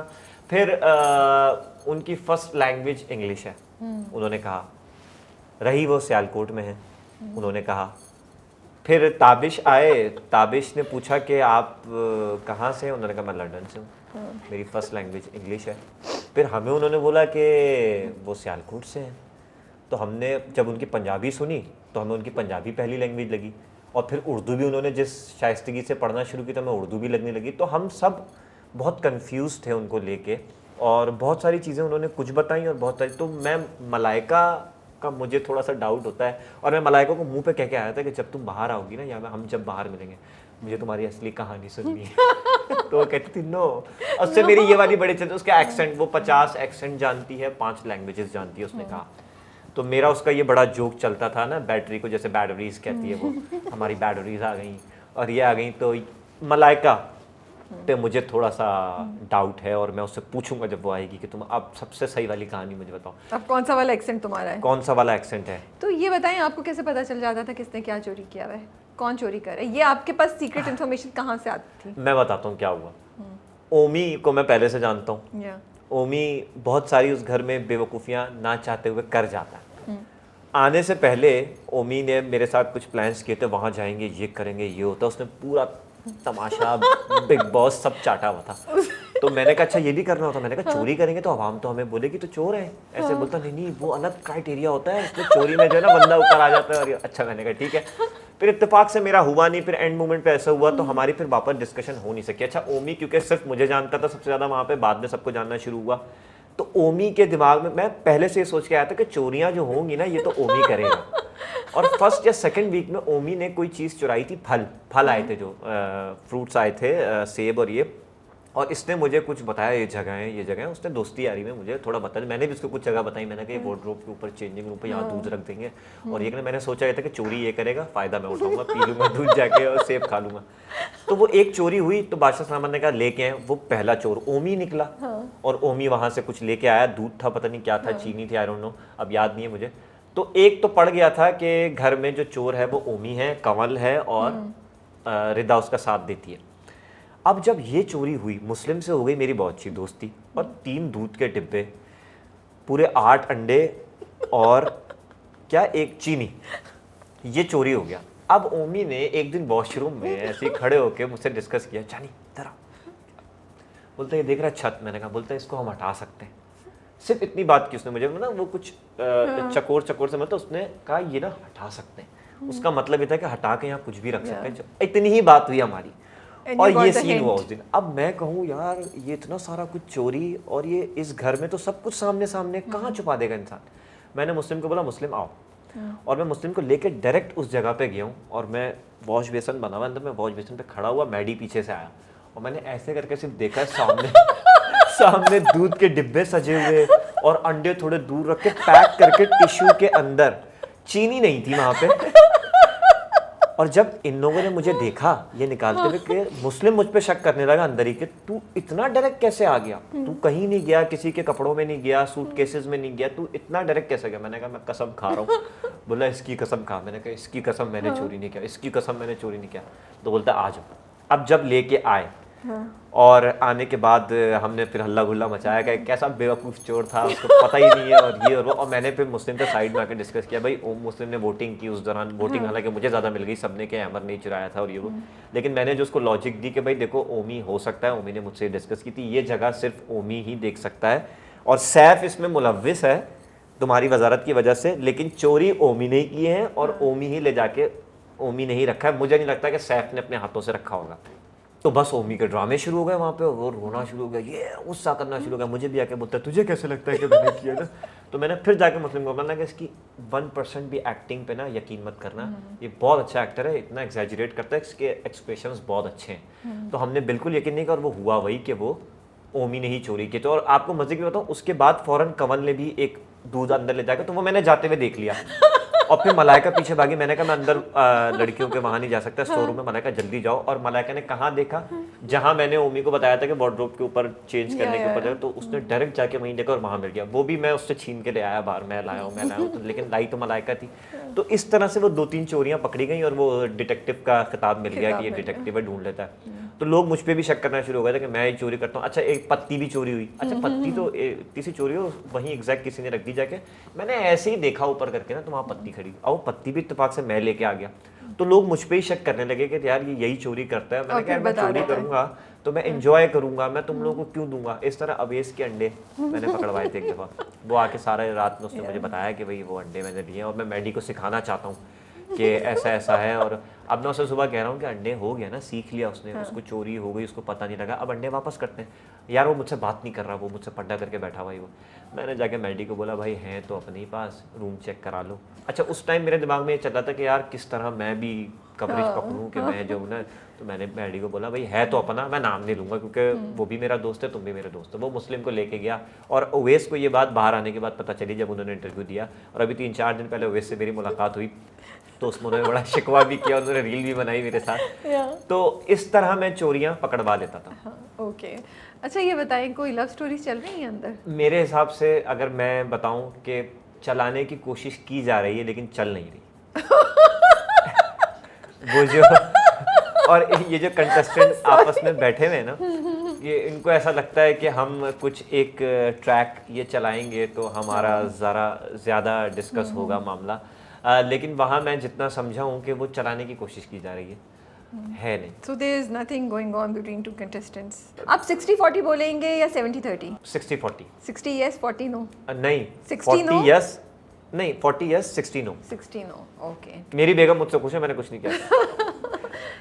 यासीन और ज़ैनब का यासीन और ज़ैनब का क्या इक्वेशन है? And do you think at one point in time Yaseen वाकई ज़ैनब की ज़्यादा सुन रहे थे, फिर सैफ की तरफ चले गए? इसमें ये चल रहा था ना थोड़ा सा आगे पीछे। मुझे लगता है यासीन और ज़ैनब ने एक दूसरे की बहुत मदद की है। ओके ये जो साथ बैठ के एक पूरा ट्रैक चलवाया है ना तमाशा के अंदर, यासीन और ज़ैनब, क्योंकि जहाँ ज़ैनब का नाम है वहीं साथ में यासीन का है, और बादशाह सलामत रोज़ आके उसको डिस्कस करें। और ज़ैनब मुझे लगता है ज़्यादा लॉयल थी यासीन के साथ फ्रेंडशिप में बनिस्बत यासीन के। बनिस्बत यासीन की लॉयल्टी सैफ के साथ ज़्यादा है। एग्जैक्टली और वो आपने सैफ की भी देखी लॉयल्टी रिदा के मुकाबले में, तो वो क्योंकि जाहिर और ऑब्वियस था क्योंकि साथ ज़्यादा घूम रहे हैं ना यासीन और सैफ, और वो जो एक ग्रुप बना या जो बन गया खुद ब खुद, उसमें 2 ही लड़के थे, यासीन और सैफ, तो ज़्यादा बॉन्डिंग उनकी थी। रिदा कमल ये लोग भी थे। अब जैसे मैं तो ग्रुप का हिस्सा हो गया खुद ब खुद, मेरी बॉन्डिंग हो गई मैडी से या मुस्लिम से, तो मैं ना चाहते हुए भी उस ग्रुप का हिस्सा था। वाहिद मुझे उस घर में माहम दिखाई दे रही थी जो ग्रुप का किसी का हिस्सा नहीं थी, हर एक से वो लगी रहती थी। तो यासीन और ज़ैनब का सीन ये था कि वो एक दूसरे की, उन्होंने शुरू के 3 वीक्स बहुत मदद की, अच्छा कंटेंट दिया, डिस्कशन दी आवाम को भी और बादशाह सलामत को भी और हमें भी। लेकिन फिर हुआ यही कि देखें वो सिर्फ क्योंकि फ्रेंडशिप ऐसी थी कि दोनों एक दूसरे की मदद भी कर रहे थे और दोनों एक दूसरे से फ़ायदा भी उठा रहे थे। इस मामले में ज़ैनब भी अच्छी खासी समझदार है, और आप जहाज़ वाला अगर गेम देखें तो उसमें वो, और मुझे लगता है बिल्कुल सही किया उसने, जिस पे यासीन नाराज़ भी हुआ था उससे बहुत ज़्यादा कि तुमने तो ये, तो भाई क्यों दे दी थी? तुम होते तो देते ज़ैनब को। हाँ मैं दे देता। मैंने कहा वो तो जब होता तो पता चलता ना। मैंने कहा तुमने पहली फुर्सत, मुझसे तो गलती हो गई, मैंने ज़ैनब का गलती से नाम ले लिया, उसने मुझे, वरना मैं ज़ैनब के साथ टीम अप करता तो सबसे पहले रिदा और तुम बाहर होते, और मैं और ज़ैनब मिलके मलाइका को बाहर करते, और फिर मैं और ज़ैनब मिलके एक दूसरे को कुछ ना कुछ कर लेते बाहर। तो अच्छा है उन दोनों का, अच्छा सीन जो भी आया सामने। अब वो मेरे ख्याल से इतनी वापस, मैंने सुना है कि वापस देखी थी 2-4 चीज़ें कि कुछ बातचीत हो गई है, नॉर्मल हो गई, लेकिन जो पीक पे बात चल रही थी ना उनकी, वो थोड़ी हल्के। कब तक बैठेंगे? बीच में आया था फेस, लेकिन मुझे लगता है Yasin is with Saif for sure. But do you really think Yasin is doing the right thing bye staying with Saif? जैसे हम मूवीज़ में देखते हैं कि हीरो होता है, फिर उसके साथ एक उनके दोस्त होते हैं, तो ये मुझे कुछ उस तरह की कहानी लगती है, राइट? अगर आप, बहुत सारे लोगों को ऐसा लगता है, यही है बहुत सारे तो, लेकिन क्या ऑडियंस हीरो के साथ उसके दोस्त को भी वहाँ पहुँचा देगी? इसके क्या चांसेस हैं? ज़ैनब ने साफ साफ सबके बीच में बैठ के यासीन को भी ये कहा कि तुम हीरो के दोस्त लग रहे हो बाहर, क्योंकि उसने आके जब ये बात कही तो मैं थोड़ा बहुत देख के जा चुका, तो मैंने यासीन को कहा कि हाँ वो बात सही कर रही है, कुछ चीज़ें तो उसने जो मेरे बारे में बताई वो सही बता रही है, तुम्हारे बारे में भी कुछ चीज़ें जो बता रही है कि वो साइड हो रहे हो तुम इस वजह से भी कि तुम्हारा अपना कोई स्टैंस नहीं है, तुम कहाँ खड़े हो, तो तुम जहाँ सैफ होता है शोल्डर के पीछे तुम्हारा एक मुँह निकला हुआ होता है। तो ये अच्छा भी है, और ये बात भी जो आपने बाद में की ना कि इस चक्कर में लोग यासीन को भी देखें, रिदा एलिमिनेट हुई ना, तो मुझे ऐसा लगता है कि रिदा का जो ट्रेंड चला मुझसे ज़्यादा चला, मैं तो साथ में लग गया, वो तो रिदा के साथ मैं एलिमिनेट हुआ तो ज़्यादा हो गया कि दोनों वो हैं, लेकिन रिदा का ज़्यादा हुआ कि नहीं एलिमिनेट करना चाहिए था। लेकिन रिदा भी इसी वीक सबसे ज़्यादा बोल रही थी। उससे पहले वीक में आप देखें जब वो उस ग्रुप में थी, यासीन के साथ उसके फड्डे शुरू हुए तो रिदा ने बोलना शुरू किया, तो वो खुद ब खुद सैफ के खिलाफ भी बोलना शुरू हो गई।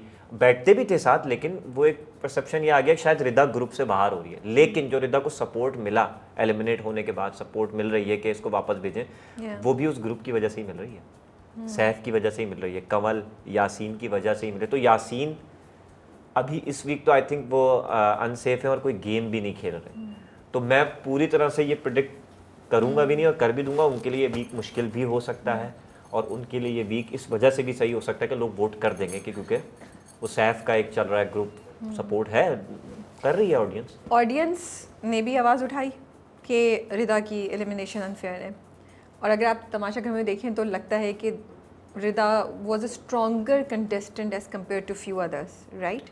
उसका अभी शायद एलिमिनेशन का टाइम नहीं होना चाहिए था। हाँ, would you agree to? Elimination का टाइम शायद, मैं तो अपना भी सोच रहा था, इस वीक तो मैंने भी बहुत कुछ किया था तो मेरा और उसका अगर, या उसका आप बात करें तो मेरे ख्याल से एक वीक और उसको होना चाहिए था, क्योंकि जो पिछले वीक उसने सारी चीज़ों में इन्वॉल्वमेंट दी है, चाहे उसकी लड़ाइयाँ हों या खाने पीने के मामलात हों, अपने हक के लिए बात करना, तो वो एक वीक और होती तो शायद वो आगे टॉप 5 में भी हो सकती थी। बट मैं ये पूछना चाहती हूँ, अब आप जब बाहर आए हैं और आपने अंदर चीज़ें देखी और आप बाहर, अब आपने अच्छा खासा, अगर आप शो नहीं भी देख रहे तो आपने ऑडियंस के रिएक्शंस और ख़ासतौर पे आपको डायरेक्टली जो बातें लोग कह रहे हैं, आपको लगता है ऑडियंस ने क्या सज़ा दी है रिदा को कि उसने सैफ के अगेंस्ट बोला? हाँ, ये बात सुनने में आई मुझे, और मुझे कहीं कहीं ये लगता है। So as we were discussing, और वो ऑडियंस भी बहुत बड़ी है जो कह रही है कि रिदा ने की एलिमिनेशन गलत है, लेकिन मे बी द ऑडियंस जो सैफ को सपोर्ट में वो स्लाइटली ज़्यादा है दूसरी ऑडियंस से, इसीलिए शायद रिदा की एलिमिनेशन हो गई कि बिकॉज वो सैफ के अगेंस्ट जा रही थी। हाँ, ये है बिल्कुल, क्योंकि बहुत सारे लोगों ने नीचे कमेंट्स भी करना शुरू कर दिए थे और बोलना शुरू कर दिए थे कि इसके फटे होना शुरू हो गए ना, तो अच्छा उसमें वो लोग भी थे जो रिदा को वोट नहीं कर रहे थे या रिदा को सपोर्ट नहीं कर रहे थे, वो ये डिस्कस कर रहे हैं कि भाई सैफ से फड्डे शुरू हो गए थे ना, यासीन के ग्रुप से निकल आई रिदा, तो इस वजह से लोगों ने उसको बाहर कर दिया। लेकिन लोग तो पता नहीं क्या क्या कह रहे हैं, लोग बादशाह सलामत को कह रहे हैं, आप यकीन करें बादशाह सलामत को मैंने कल मैसेज किया और मैंने कहा कि लोग कह रहे हैं कि बादशाह सलामत को एलिमिनेट करने के लिए वोट कहाँ करना है। तो मैंने कहा मतलब इतना लोग मुझे डीएम करके बोल रहे हैं अमर भाई क्यों, मैंने कहा यार वहीं ARY ऐप पे कर दो, वोट उन्हीं के पास जाने, वो कैंसिल कर देंगे, फायदा कुछ नहीं है। तो लोग इतना तपे हुए हैं कि ये गलत हुआ है, मतलब लोग ये कह रहे हैं कि 2-3 कंटेस्टेंट्स और ऐसे थे जो आप दोनों के से पहले जा सकते थे इस वीक। मैं आपकी एलिमिनेशन में बहुत सरप्राइज थी। For me you were one of the at least top 7 में तो या टॉप 8 में तो थे आप मेरे लिए। तो वो गेम मैंने सोच लिया था कि अगर वोटिंग वाला सीन हो गया तो कुछ न खुदा ना खासा हो ना जाए, वो गेम हमने खेले नहीं है, गेम पे सेफ हुए नहीं हम, वरना मैं पिछले 2 वीक गेम पे सेफ हो गया था। वो तो एक आपके पास एक बहुत अच्छा चांस होता है 6 दिन का, दुनिया आपको वोट करे ना करे, दुनिया आपको गालियां दे। देखो मुस्लिम के लिए मैं क्यों ये बात कर रहा हूँ, वो गेम खेला इस वीक, वो वजीर है और वो आगे जा रहा है, वो ही इज मेकिंग श्योर कि मैं टॉप 5-6 में तक तो पहुंच जाऊं। तो ये बिल्कुल ऐसा ही है कि जब कोई गाना आता है ना, कोई ऐसे ही मार्केट में कोई गाना हिट हो जाता है, आपको शुरू में वो पसंद नहीं आता, लेकिन जब आप उसको बार बार सुनते हैं ना, वो आपको अच्छा लगने लगता है वो गाना। तो मुस्लिम के साथ भी अब हुआ, काफ़ी चेंज परसेप्शन हुआ है लोगों का मुस्लिम को लेके कि एटलीस्ट ईमानदार है, मेहनत उसकी दिखती है अंदर घर में, किसी भी बात में या गेम में। तो मुझे लगता है कि बहुत सारे लोगों ने ये कहा, और मुझे भी ऐसा लगता है कि 1-2 लोग ऐसे थे जिसमें सारा नीलम का बहुत नाम आ रहा है और कंवल का बहुत नाम आ रहा है। आपको पता है मैंने अभी जाके देखा है, मैंने कंवल की कोई इतनी खास फुटेज देखी ही नहीं कि वो दिखी हो कहीं या कुछ हो। सारा नीलम की अब मैंने देखना शुरू की, शायद उसको थोड़ा समझ में आ गया कि रिदा और अहमद चले गए हैं, क्योंकि अंदर तो कोई एक्सपेक्ट नहीं कर रहा था कि मैं आ जाऊँगा बाहर। अंदर मेरे जितने दोस्त थे, इनके सैफ या यासीन के, तू तो भी है, तू नहीं भी कुछ बोल रहा है या कुछ भी नहीं तो 1-2 हफ्ते तू है। तो आई थिंक वो थे कुछ लोग जो आ सकते थे, लेकिन लोगों ने इल्ज़ाम लगाना शुरू कर दिया है तमाशा पे और चैनल नहीं, पे। आई थिंक इतना जज्बाती तो नहीं हो रहा है, ऑडियंस है, जज्बाती है। बट इंटरेस्टिंग है ना कितनी कॉन्वर्सेशंस हो रही हैं।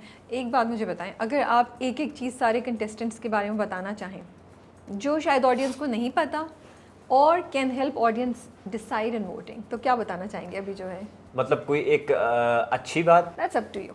वो अच्छी भी हो सकती है, इंटरेस्टिंग भी हो सकती है, या आपको अब क्योंकि अब आपने बाहर आके सब चीज़ें देखी हैं, तो आप मे बी आप बोलें कि यार इस कंटेस्टेंट एक्स के बारे में वोट करते हुए ये बात ज़रूर सोचें कि वो मेहनती ज़्यादा है, या मे बी उसकी स्टोरी में इतनी जान नहीं है, या ये कि क्या उसकी गेम इतनी स्ट्रॉन्ग है जितनी बाकियों की है, तो क्या उसको इधर तक, मतलब कुछ भी आप कहना चाहें।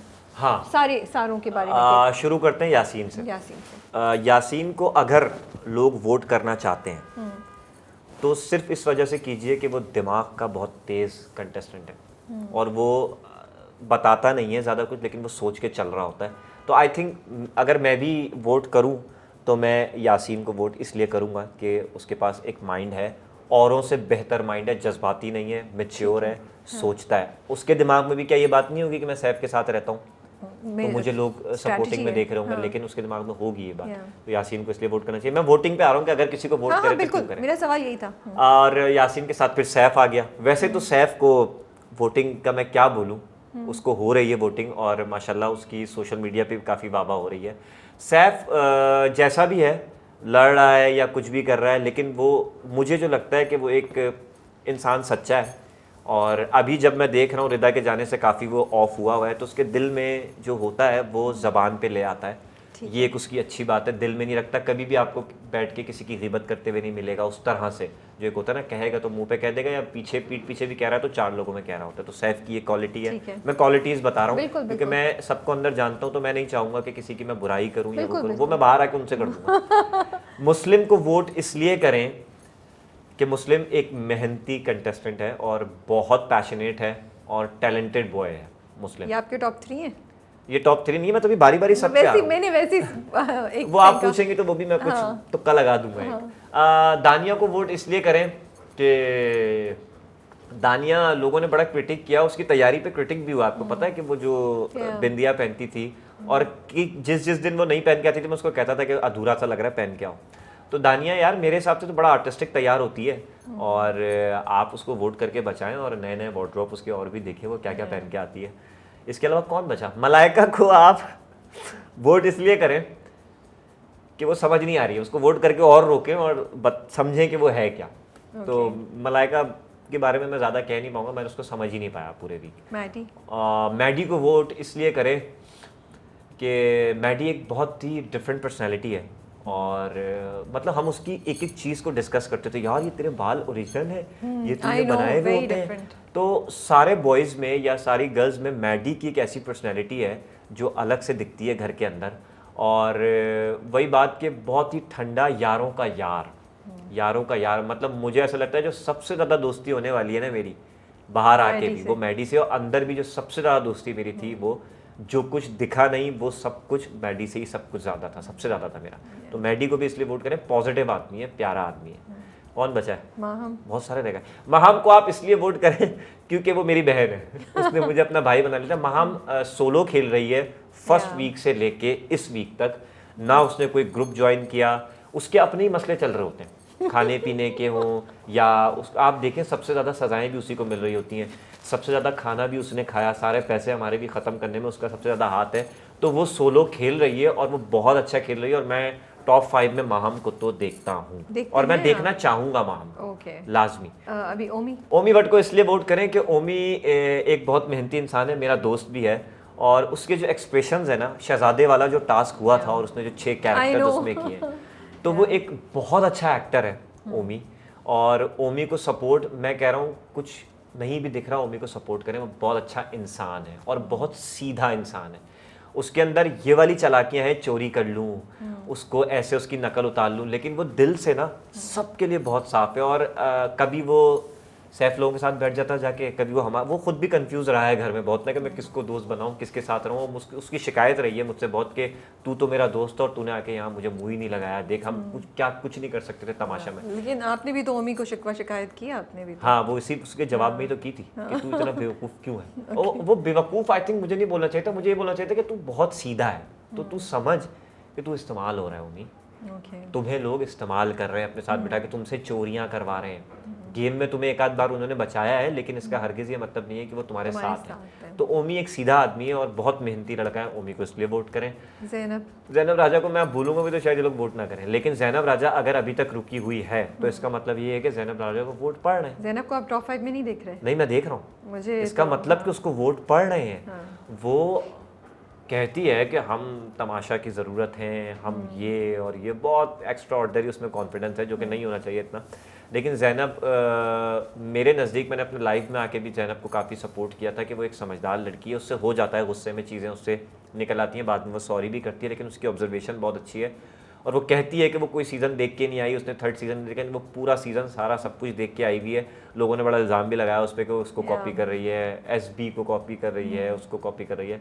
तो वो भी अपना गेम खेल रही है और वो भी किसी ग्रुप का हिस्सा नहीं है। तो ज़ैनब को भी इसलिए वोट करें। सोलो खेलना मुश्किल होता है भाई, आसान काम नहीं होता कि सबसे लड़ना है, और सारी ड्यूटियाँ कर लेती है आसानी से, वो अच्छे से सारे काम कर लेती है और बहुत लोगों को सपोर्ट करती है, अंदर समझाती है हर बात पे। कमल एंड सारा, कमल बहुत अच्छी है। कमल ने अपना स्वेटर भी मुझे गिफ्ट किया है, और कमल बहुत सुघड़ लड़की है। किचन का कोई काम हो, 10 मिनट में खाना बनवाना है, और एक टास्क बीच में ऐसा आया था, लंबी हो गई थी बहुत ज़्यादा, वजारत का टास्क था और घर में खाने को कुछ भी नहीं था।